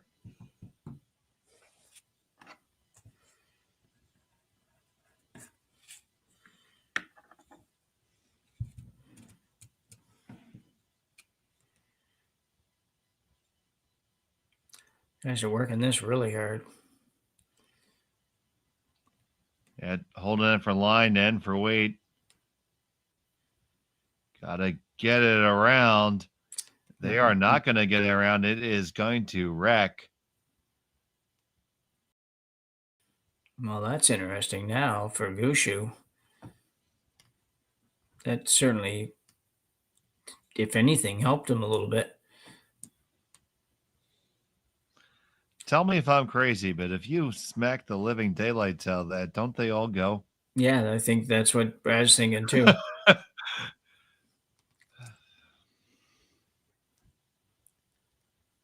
Certainly two of the yellows go, and it's just a matter of that back one. I think he'll catch that. I don't know for sure. You can see Mark's going to warm it up a little bit. It always seems something slightly illegal about that, but it's not. So anyway, yeah, this is going to be interesting. I'm just not sure how much of the back one he's going to get, but certainly the top one and the one right behind the green one are going to go, and he should be in a pretty decent position after this, I think. So Brad Gushue looking for the big shot here in the 7th. There you go. On the one, bang, bang, bang, and there they go. All the yellows explode away, and it's Gushue, line 3. Yeah, you'll see this come down, and really without the previous shot, you'd never have a chance to do this, but Brad throws it when he can smell an opportunity. He takes it almost every time, and all the yellows go, and nothing but green left.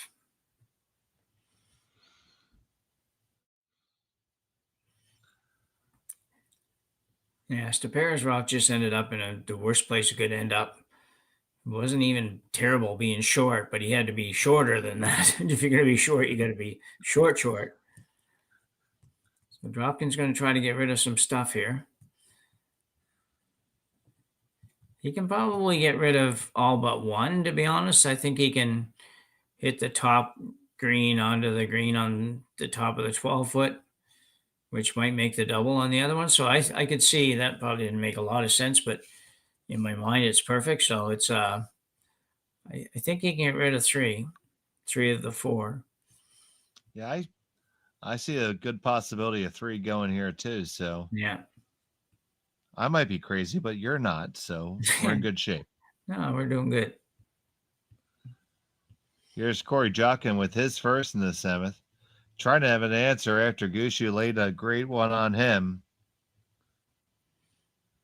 On it right out of his hand, holding the line. Yeah. You move 1, and that's all you move. Yeah, I think he was tight right off the start. So, well, quite a change here. It's pretty interesting. Gushue could make this really tough on Dropkin. You just go top button, don't you? Yeah, I think it's just that would make sense to me. I just say he was looking a little bit at a tap kind of shot, but I don't know. Not sure why you do that.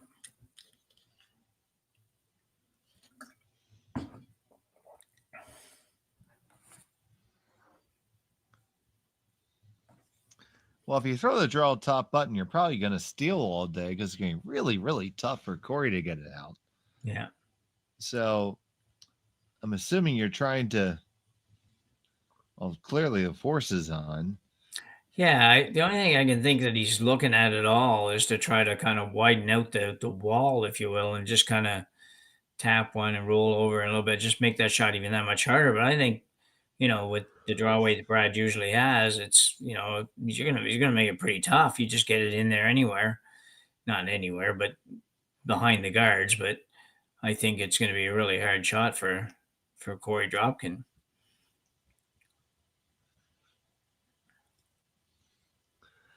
Adam Casey being a good lead and getting the rock ready for his skip, as I'm sure he has expected in the past. Yeah. That's why he's playing lead, not second now, because he does a better job than Jeff probably on that. So here we go. Those are your words, Jim, not mine. Yeah.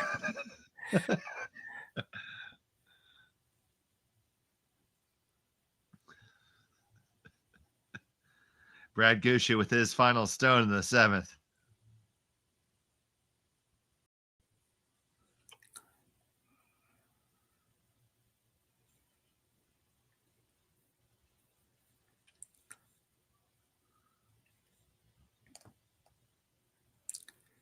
Casey trying to hold the line. Now they're both trying to drag it for the weight. Get around everything you did. Now where are you going to bury it to? Finish it off hard. And not too bad, but it's going to leave, most of the 4-foot. Just to grab a little itsy-bitsy piece of it, and it'll be a single for Dropkin. Yeah, perfect line on that shot. They just needed a little bit more oomph or whatever. They just needed to move it. You get another 2 feet out of that, or even 18 inches, and it would be really, really good. But they won't be unhappy with that, anyways.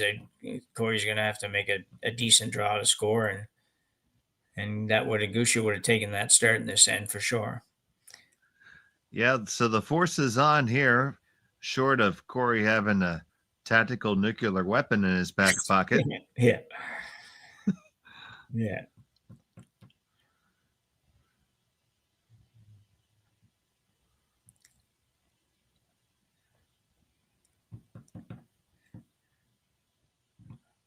These aren't gimmies because the ice curls so much that you gotta go out there quite a ways to be sure to clear that pile of rocks at the front. And they are going through the right process there, making sure that they talk about the speed, because it's been a minute since Korey's thrown a draw. Yeah. Final stone at number 7 for Korey Dropkin, looking for a single. Just needs to grab a touch of the 4-foot. It looks pretty good. They're getting a little more serious about sweeping it here. As long as it gets around, it should be okay. And it certainly is. So it's a single point for Korey Dropkin. He leads by a score of 4-3 after 7. Brad Gushue will have the hammer when we come back.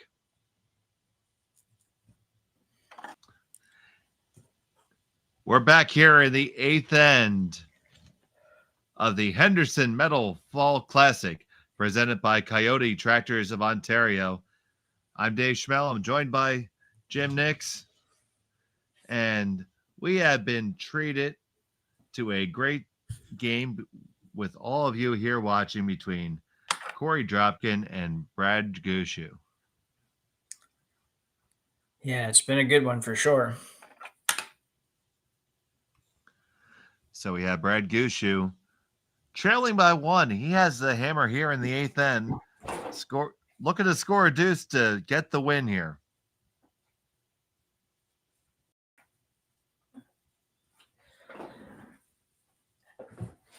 Yeah, and there's no doubt that Brad will be looking 100% for the deuce. He won't be satisfied with a single unless he absolutely has to on the last shot. But seen enough to see these guys play that they're going to throw whatever it takes on that last one to get 2.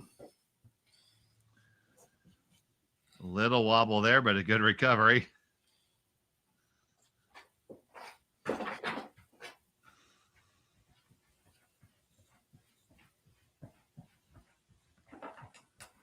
Now Ste.Marie trying to work it over and drag it underneath. Get it all the way under. Gonna get it about half under. Still visible for Brad Gushue and his squad. Yeah, the other option for Dropkin there was to throw up another guard. Just be, in a tie game, I think you're throwing up another guard for sure. Being up 1, perhaps he feels he's comfortable throwing that one in.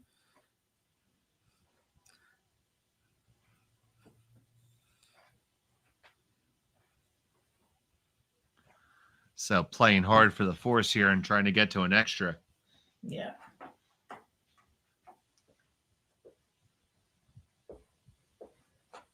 Both teams more than 5 minutes on their game clocks, so no problem there.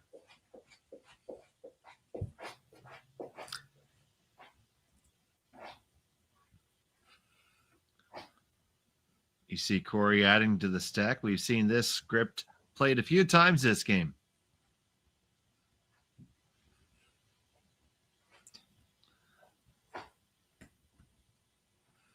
Each team with a little bit of posturing, trying to figure out who's going to blink first.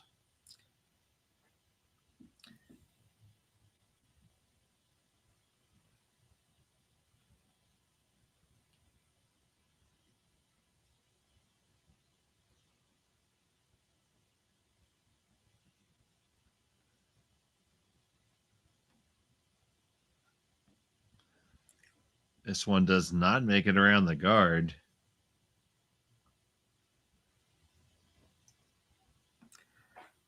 No, Brad's probably going to move one. Yeah.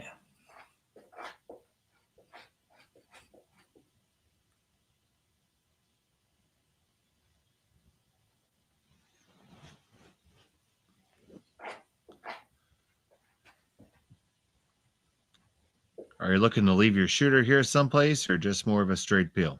No, I think you're looking to leave the shooter right there. It's being a good spot for you. It's very close to the rings, and your green one's on top of the yellow one in behind, so just sit it right there. It's perfect. This one's crawling up a good deal. It's going to move them both. Whether you want to or not, they're both gone. Yeah, I think that's exactly what they were playing. I don't think it was there you go. Okay.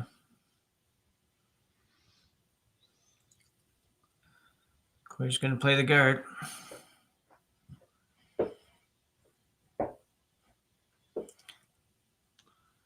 So I'm assuming you want to drop this as long as you possibly can. Yeah, I think it's I would consider probably like a halfway kind of shot, something like that. Oh, going to have a chat.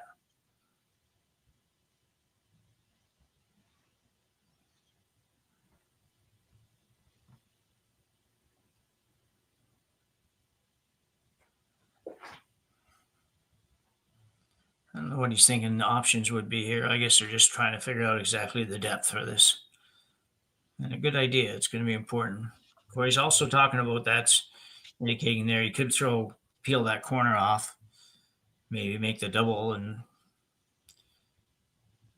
I don't know with it. Yeah. I'm not sure the corners are, normally you'd say the corner could hurt you. I'm not sure the corner's really set up to hurt you here right now, but. Give you a quick look around the rings here. John Epping got the win over Stanley McEwen, 7-1. It's Mike McEwen with a 5-3 lead over John Schuster. Morizumi, a 7-2 win over Brad Jacobs. Maeda holds a 8-5 advantage in the eighth end over Simmons. And Abe did defeat Kevin Kioti by a score of 8-3. So some good teams having a tough weekend here, but that's what happens when the good teams are also playing good teams. So yeah, we got 28 pretty good teams here, buddy. Yeah, exactly. What's it they say in the NFL? The other guys get paid too? Yeah.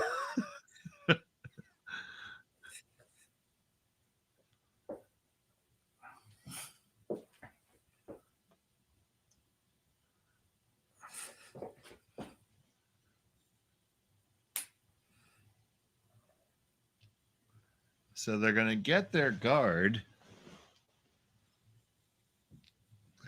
And that depth is right where you wanted it, about halfway. So they could have saved all that time and just listened to you. Yeah. I've done some coaching.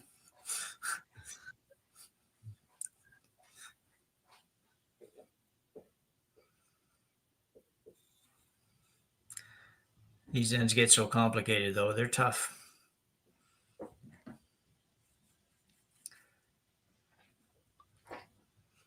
So now here's Jeff Walker with his second.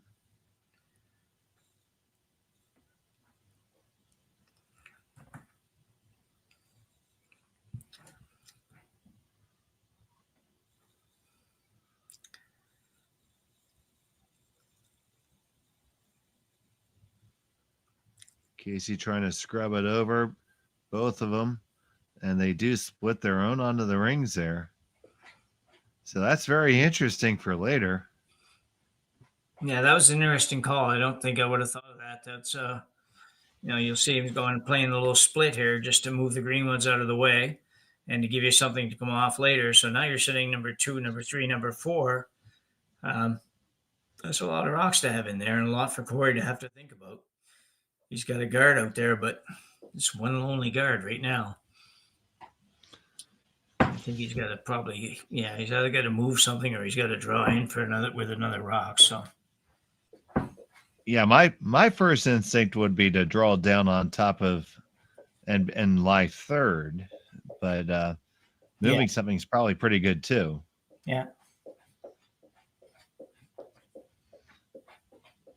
But another shot definitely worth the conversation. The rubber is meeting the road right now. Yeah. They might use up all this time they've banked by the time this end is over anyway. Okay.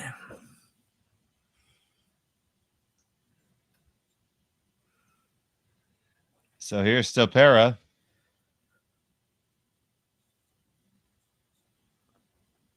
And come with the out turn and try to get this one moving and roll on in. Get a little 2-for-1 special. You got to hit it first. So, no, you flash. Well, I'll tell you what, I didn't think he threw that too bad. And it just never really worked its way over there the way I'm sure that they obviously felt it would too. Wasn't really crazy heavy. And they weren't panic brushing it either. No, they weren't. Yeah, they weren't making it go any extra. So maybe they should have been.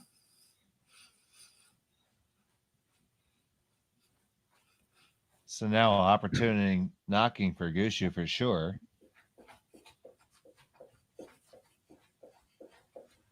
Nichols with this stone they're going to take this opportunity to get rid of that Dropkin stone. Casey will work it in and that's a nice bye-bye yellow. So now it's Gushue with 4 in the rings. That one rolled off enough. Probably rolled off more than Mark would have liked it to roll off. So looks like Korey's going to play some kind of a draw here. I don't know if he's trying to go through that port, Dave, or if he's just trying to sit on one of the green ones. We'll find out in a second. This looks a touch heavier than draw weight. But they're on it right out of Andrew's hand.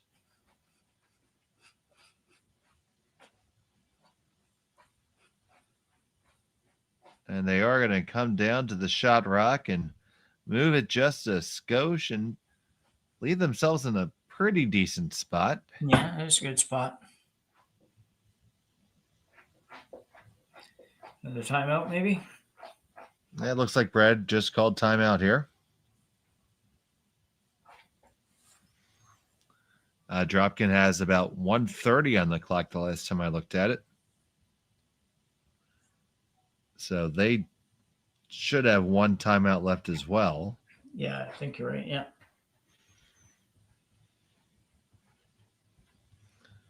This is the second timeout for Team Gushue, but they have another 4 minutes behind. Yeah. This is a tough call here. I'm not quite sure what's the right shot to be, what the right shot would be here. Mark's last one came around there pretty hard. He could probably get to the yellow. I just don't know for sure if he can get enough to not have it bounce off the green and stay for shot somewhere.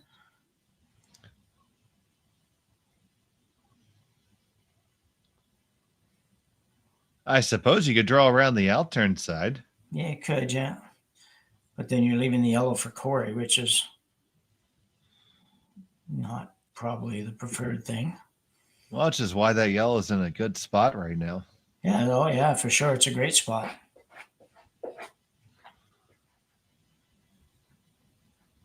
As good as it could be at being surrounded by a host of your opponent's rocks. Yeah.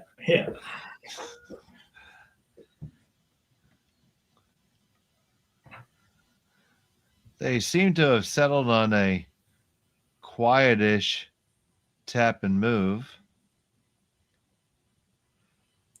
Oh, he's going to go this way? Oh, okay. Yeah. So you're going to see Nichols come here on the out-turn side and raise his own onto the Yellowstone of Korey Dropkin and try to push it through the rings.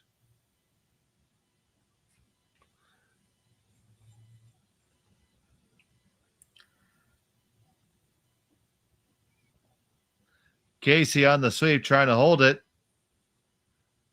Bang, bang. We move a lot, but the Dropkin stone is right there, basically on the button after all that happened. That did not go the way you drew it up, buddy. That's pretty much disaster for Gushue, really. We'll see it come down here, and I'm not like everybody else have to see where it really hit. What's the problem? Yeah, we didn't really get to see the finish of that. But he obviously didn't hit it where he wanted to have it, but I don't think they would have ever envisioned losing all the green ones, or almost all the green ones. Well, I don't know what the technical term for it is, but I'm going to say that's not good. No. that would be definitely correct. So I do believe that, yeah, timeout's been called by Team Dropkin, and coach is out there with them.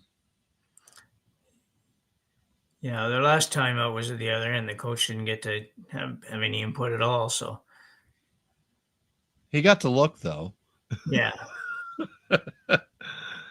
I mean, I don't see. You're just hitting the green, aren't you? Yeah, you're hitting the green. Yeah, I think they're just talking about where they'd like to end up after they hit the green. So I think it's that's the only part of the discussion that I can figure that needs to be had. You got to remove that green one. So where do you think it goes? Well, I think they indicated they want to roll to the other side of center, which would be probably top 4 foot, something like that. Or top 8 foot rather, probably not top 4 from where it is, but that's probably as good as any. I would be thinking about rolling in front of mine, but you want to make sure you don't leave an easy double and roll behind a guard or something. That's what you don't want to do. So I think they would really like this one to get out of the way a little bit. So here's Korey Dropkin with his first in the 8th. We're going to remove this stone from Brad Gushue. On it, hard to hold the line. We're going to get a decent roll out of it. Doesn't roll quite as far as I think they would have liked, but does appear to be a sliver under cover. Yeah. Probably a third to half a rock, probably behind the guard, throwing from the right-hand hack.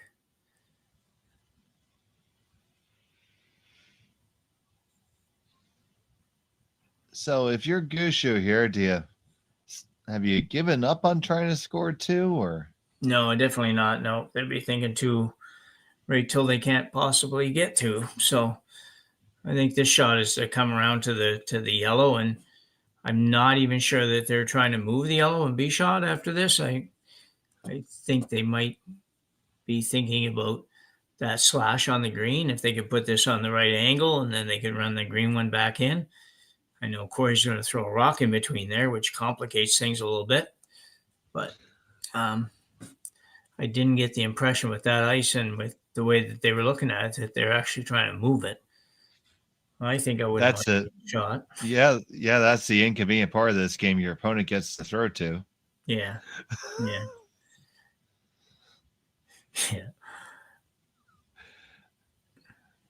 So here's Brad Gushue with his first in the 8th.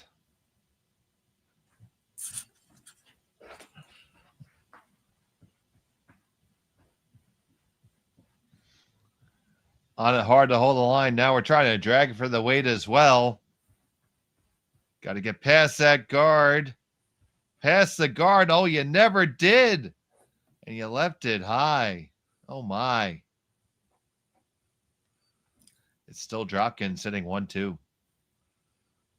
Yeah, that wasn't certainly was not part of the plan for sure.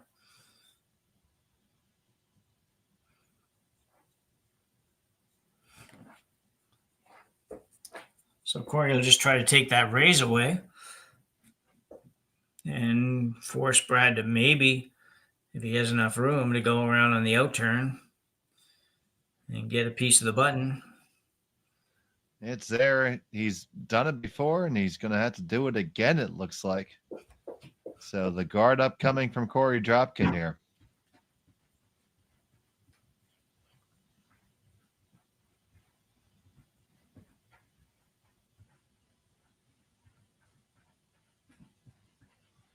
Korey Dropkin and the team from Duluth.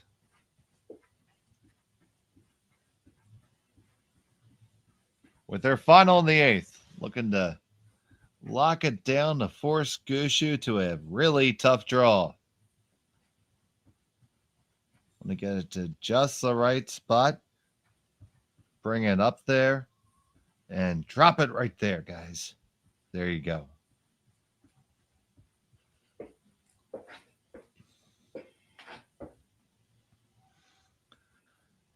So, this is why you pay to skip the big bucks. Yeah. Put it on the lid, Skipper. Not much to talk about in this one either. It's pretty well predetermined before Korey's rock even stopped what he was going to have to do, what Brad was going to have to do. So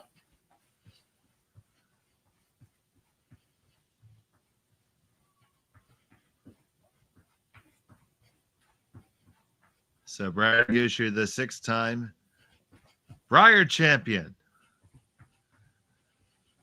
needs to pin this one with his final stone in end number 8 to force the extra.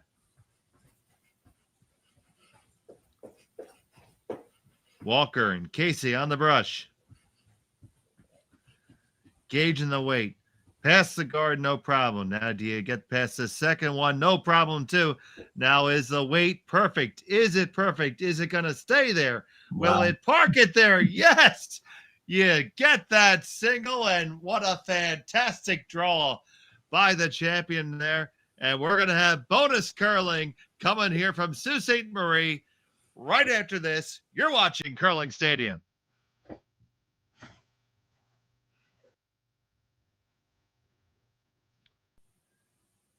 We're back here in the extra end here at the Henderson Metal Fall Classic presented by Kioti Tractors of Ontario. And we're here because Brad Gushue just threw an absolute pistol of a draw.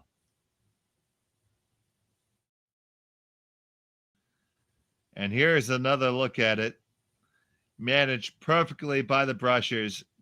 Negotiating past both those guards and stopping right on the pin. That's a shot of a champion right there. So now it is Korey Dropkin with the hammer here in the extra. And a big mistake. The first stone comes in, slips in. That is obviously a big error. I'm Dave Schmel, joined by Jim Nix, Ryan Jakes on our production. I'm so excited from that last shot, buddy. I can't help myself. Yeah, that was it's just amazing how easy you made that look. You know, just there's really no room for error, and I don't think I'd ever want to be I never really had to be a front end sweeper for those kinds of shots, and I'm so glad they got to be the harder almost than throwing it. Oh, that's absolutely such a team shot, because if you miss that even by a millimeter, the game is over right there. You don't even have a chance. Now, sure, your opponent has the hammer on the extra, but you still got a shot. Yeah.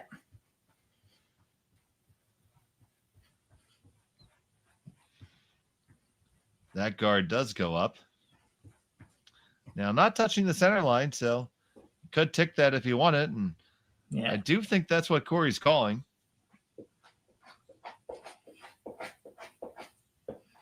Yeah, I think you're right. I think he is for sure. That's, yeah, just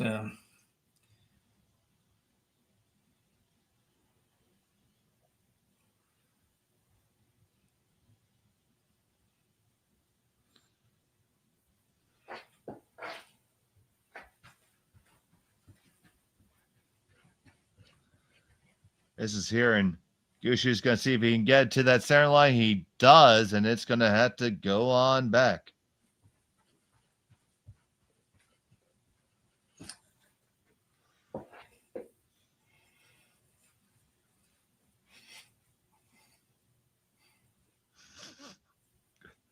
I always love when you bang it on the broom. You don't even move it a micron. Yeah.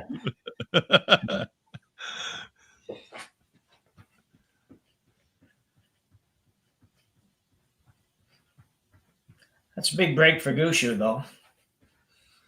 Yeah, absolutely, because that first guard did slip in, and if they had been left without any guards, that would have been terribly unfortunate. Yeah. And uninteresting for us. And it is all about us, Jim. So here's Jeff Walker. They're going to lay up another guard. We're going to see this for a while.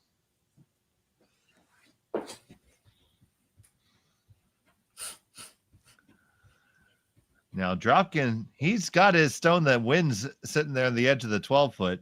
That's all he needs right now. He just needs to make sure that Goose doesn't get a better one.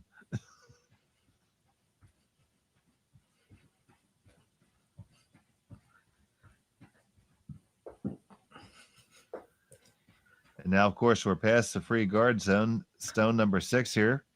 We can peel away. And with that being off the center line, the angles exist. And there goes 1, 2. Jams on their own, but good night, nurse. It just cleared them all off. Yeah, not much to work with now. You'll see this one come down, just hitting this is pretty much the exact right spot. Almost didn't curl enough for him, but just came up. A little unlucky over there, but again, not something that really should be a factor. So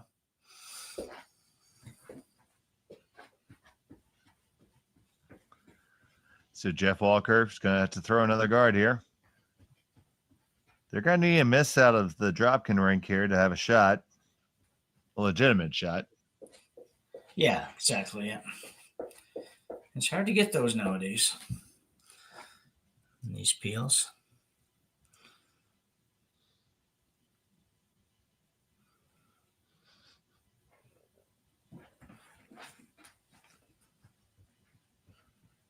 Peel attempt forthcoming.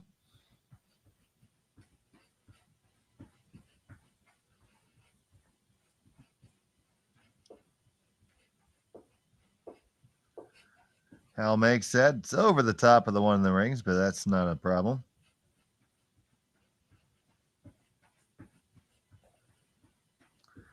Now you see Brad motion to a little bit of a different spot here on the ice. Yeah, quite often it's it seems like years ago we used to always just keep throwing the exact same spot, but ice conditions were different and everything else, so you might get an odd miss on a peel. But now it's it's a good idea sometimes to move it around a little bit. Don't get too hung up on whether or not you're going to be guarding the exact button, because you need to get something and make the other team think a little bit, maybe get a little bit of a half miss even somewhere here. Because right now the best guard available for Gushue to use is that Dropkin one that's hanging on to the 12-foot, and that's not much of an Alamo to defend. No, you're right. That's not a big helper. This is close, but over the top as well, but a peel made by Ste.Marie.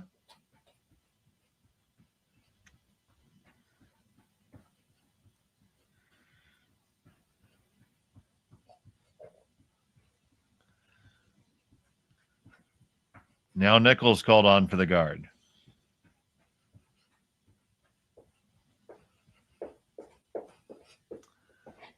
First reaction is that this one has plenty.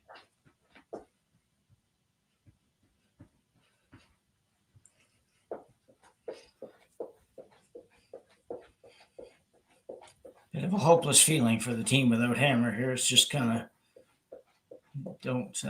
not a lot of hope at this point. But You got to keep throwing it, keep hanging in. You just need to get a half, 3/4 miss or something to at least make the other skip have to make something decent. Good shot, but another one. Good job. Yeah, we've seen that one just go just over the top of that like 3 times now, but it's still a well-executed shot. And now it's time for Brad Gushue to continue to try to dream the impossible dream here. Yeah, if that corner guard was a little bit better, you might see Brad kind of duck around there, figuring the other guy might peel the corner, and then you put another one in the house and make him either make the draw or have to hit and stay. So it's just a little bit too far out of the way and probably a little too long, too. Korey could probably get it even if you go behind it. So here's the first from Gushue.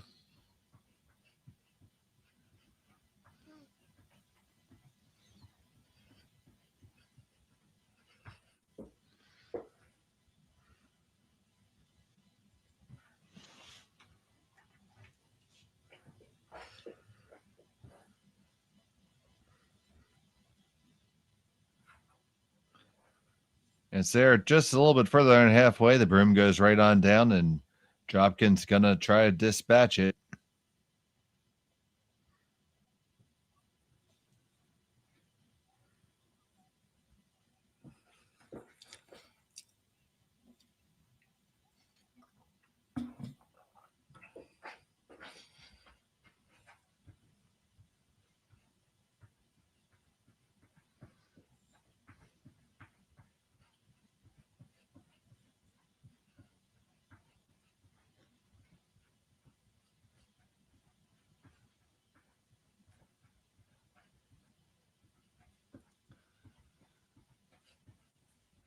Peel attempt on the way from Dropkin, and that goes no problem.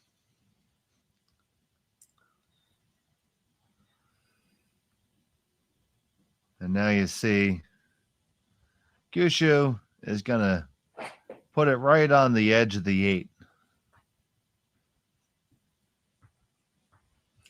yeah, it's one of those sort of, like you say, the corner guard's a little too far over for it, but all you can do is sort of maybe tease a little bit and hope the guy maybe goes after it and rolls out, maybe. And get an extra end. Yeah, exactly. Yeah. That's why I don't think I would want to completely bury this. I'd rather have him have to think about and maybe play the hit than just draw on the 12-foot to beat me. So both skips have been so good today that it's going to be pretty hard to get a miss out of Korey anyways on this one, I think. He had one miss earlier, but that's about all he's had. I'll tell you what, Jim, we've been treated to some real shot making in this game. Yeah, it's been a dandy. It's been a really good game. It's unfortunate that one of these teams is going to drop down to the C division, really. I agree. This has certainly been the best game I've called this weekend. Yeah.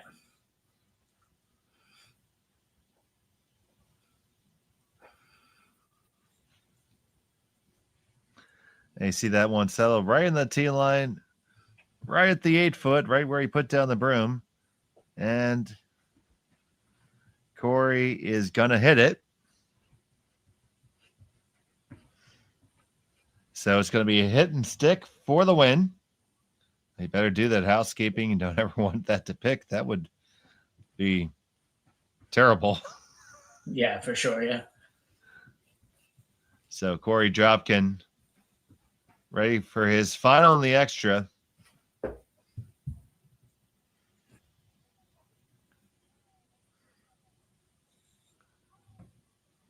Needs to hit and stay to move on to the B division.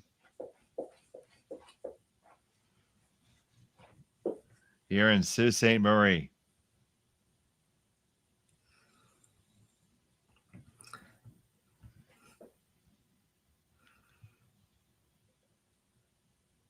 Final stone of the 9th on the way. Fenner just a heavy clean. Now trying to hold it to keep it around. Hold it to keep it around. You got to keep it around. Keep it around.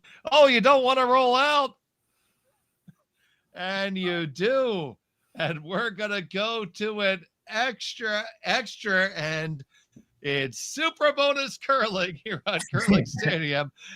Yeah. We'll be back from Sault Ste.Marie right after this. So welcome back. It's the 10th end here, the Henderson Medal Fall Classic presented by Kioti Tractors of Ontario.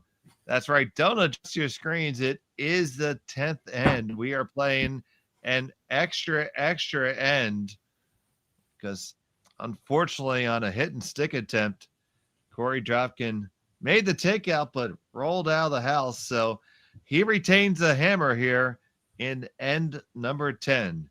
And Jim, in all your years of curling, have you ever done this? I don't. I was just saying, I don't think I have. I think it's, going way back to junior perhaps, but I don't think I've ever played a double extra hand. It's not really, really, really uncommon at the levels that I played at, but certainly here, you don't see it very often.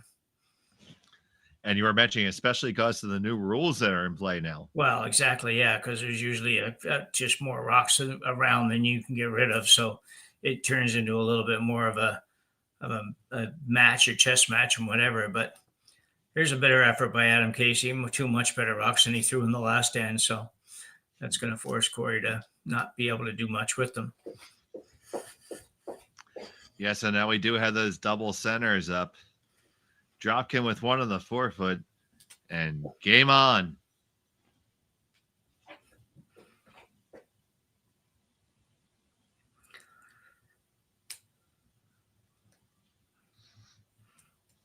Korey will go in the house, and then you'll probably see Brad come right in on top, and then some peels will start to happen. So I'll tell you how rare this is in terms of curling, or at least curling stadium history. Our scoreboard software is not set up to accept this. Oh, really? Yeah.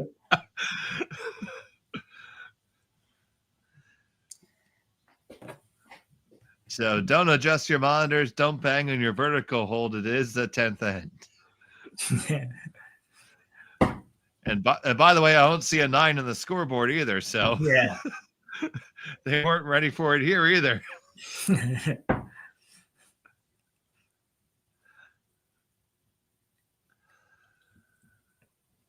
Adam Casey doing what he's done all night, sweep. He's done a lot of sweeping tonight, Adam has. Yeah. Adam's trying to prove you wrong that skips can't sweep. Yeah. I think they would have got getting a hair more curl out of that one. But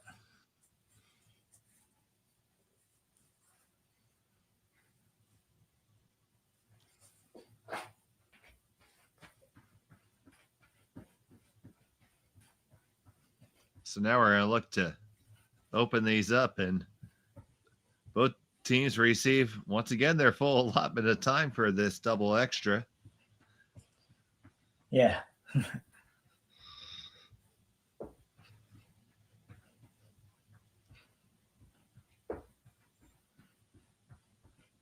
Just a straight peel there. So Gushue electing to come on in at this point.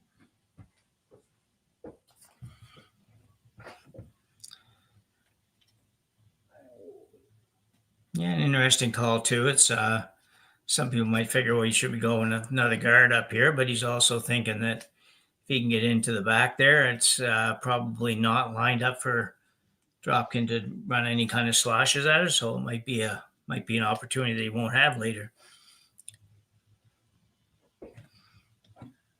Yeah, decidedly early to be jumping in the pool here, but he decided the time is now. Yeah, I don't know what happened. Not getting past anything, though. Yeah, that's not what you wanted. No. Now, mind you, you are playing 10 ends now, and you had full practices and everything, so the ice is probably tightening up just a touch.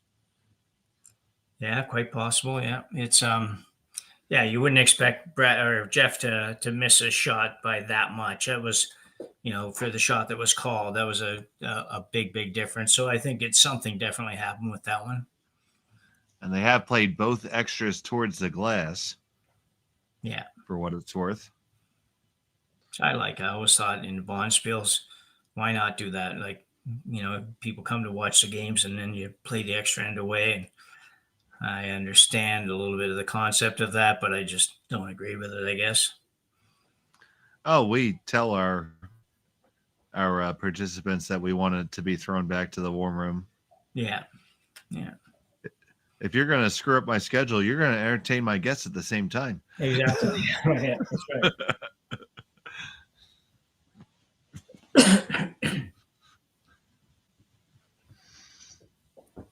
I assume each team gets one timeout in the extra ends, or in the in the extra ends. I think that's the way they usually do it. That is the standard practice. I've had the pleasure of timing a few competitive events.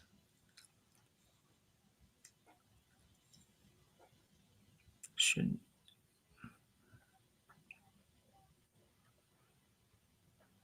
By the way, thank you to anyone who ever does time at a bonspiel. It is not as easy as it looks. You have to stay really focused. You can't even think about the strategy. So the guard's going to come up here again from Brad Gushue. Hey, there we go. We figured it out. 10th end.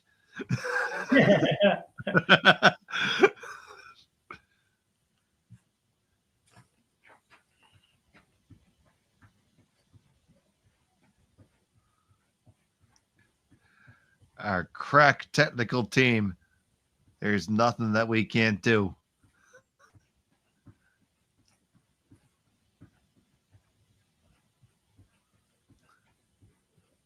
This guard comes on up and maybe overcurled just a hair, I would think.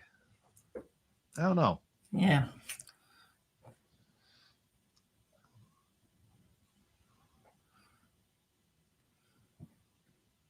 Going to give Korey an opportunity to move a lot of granite. And here comes Ste.Marie trying to do just that. The big heater coming down the middle. Slips past the one in the rings. It's going to just remove the single one. And another guard's going to have to come up from Team Gushue. Yeah, and I would agree with your earlier comment that I think these guards are just coming just a little bit tight. I think I might like to be another couple feet out just to prevent any kind of a double or triple or whatever at this point. So not a long way out, just a little bit. It goes back to that draw attempt being light. I mean, it's if you're going to call that shot and make that commitment to go in, you have to get there. Yeah. That's a little bit better.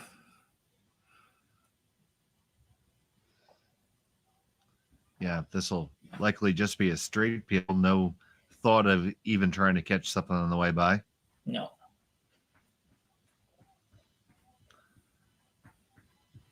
Ste.Marie fires this away. Might get a little bonus. Ooh, really? A lot closer than I thought that would be. Yeah. So now we're down to skip rocks. How do you build this from here, buddy?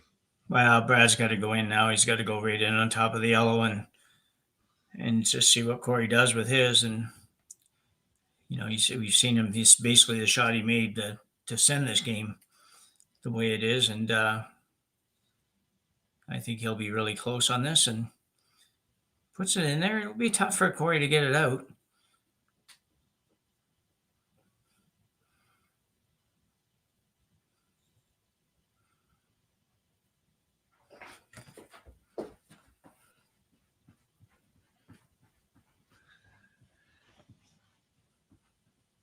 Brad Gushue with his first and the second extra.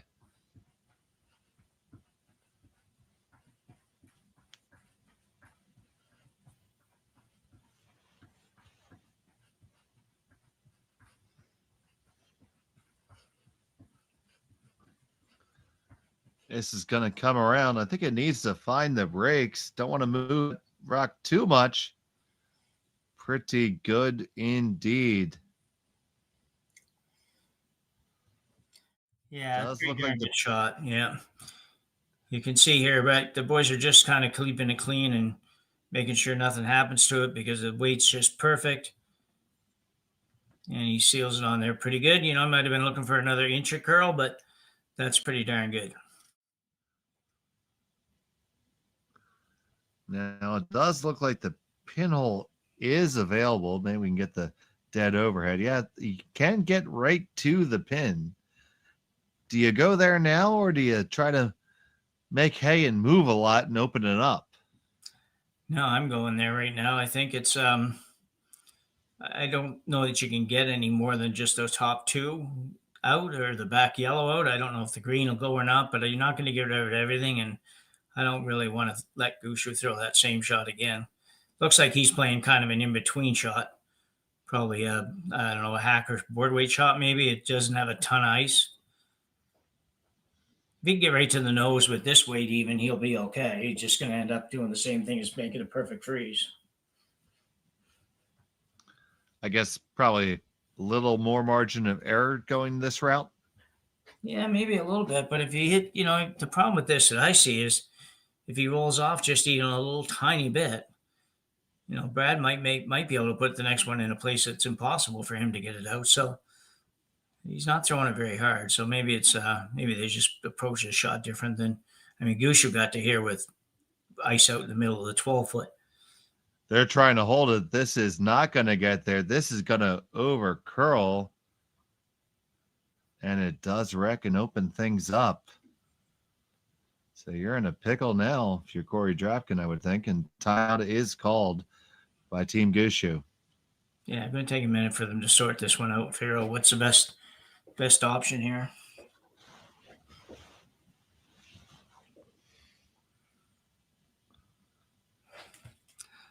This is a tough one because if he moves that top one and just sits like he just indicated, just made a little tap and roll to the center line, Korey can probably throw the double because then he can throw it hard enough that he can probably get both greens going. Can't really play the double and the two yellows. You could, but you're going to leave the back one wide open. So I think he's forced into playing some kind of a draw here. Could come down, freeze right to his own, but I think the yellow is in the way enough that you might just set up a fairly easy double, to be honest. And the way the ice curls on the intern side, I'm not sure if you can quite get there. So he's going to throw like a top 4-foot guard and let Korey play probably what amounts to an outturn tap on the yellow.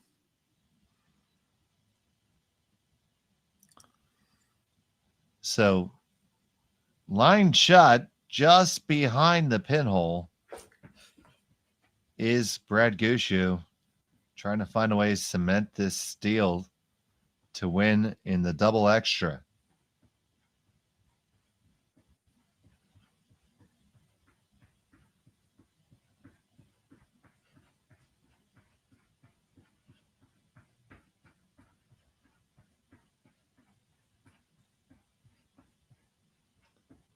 Brad Gushue,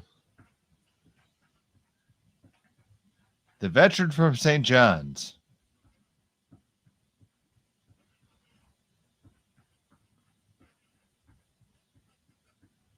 With this final in the 10th.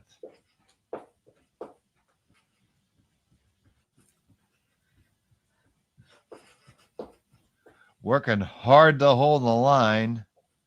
You want to be in just the right spot. Just want to get a little nuzzle off of that and come all the way up to cover it up. And is that good enough? Yeah, that's pretty much exactly what he called. It does leave Korey, I think, a reasonably makeable shot, assuming, like you say, assuming we're right on the fact that if he just comes up against the green one, that he would be shot and would cover a little bit of the hole. But it doesn't look like they think that's the case, though, Dave. Because that would seem like Jacques' choice, I think. Absolutely. We'll see how tight we can get to this one. Move, Andrew.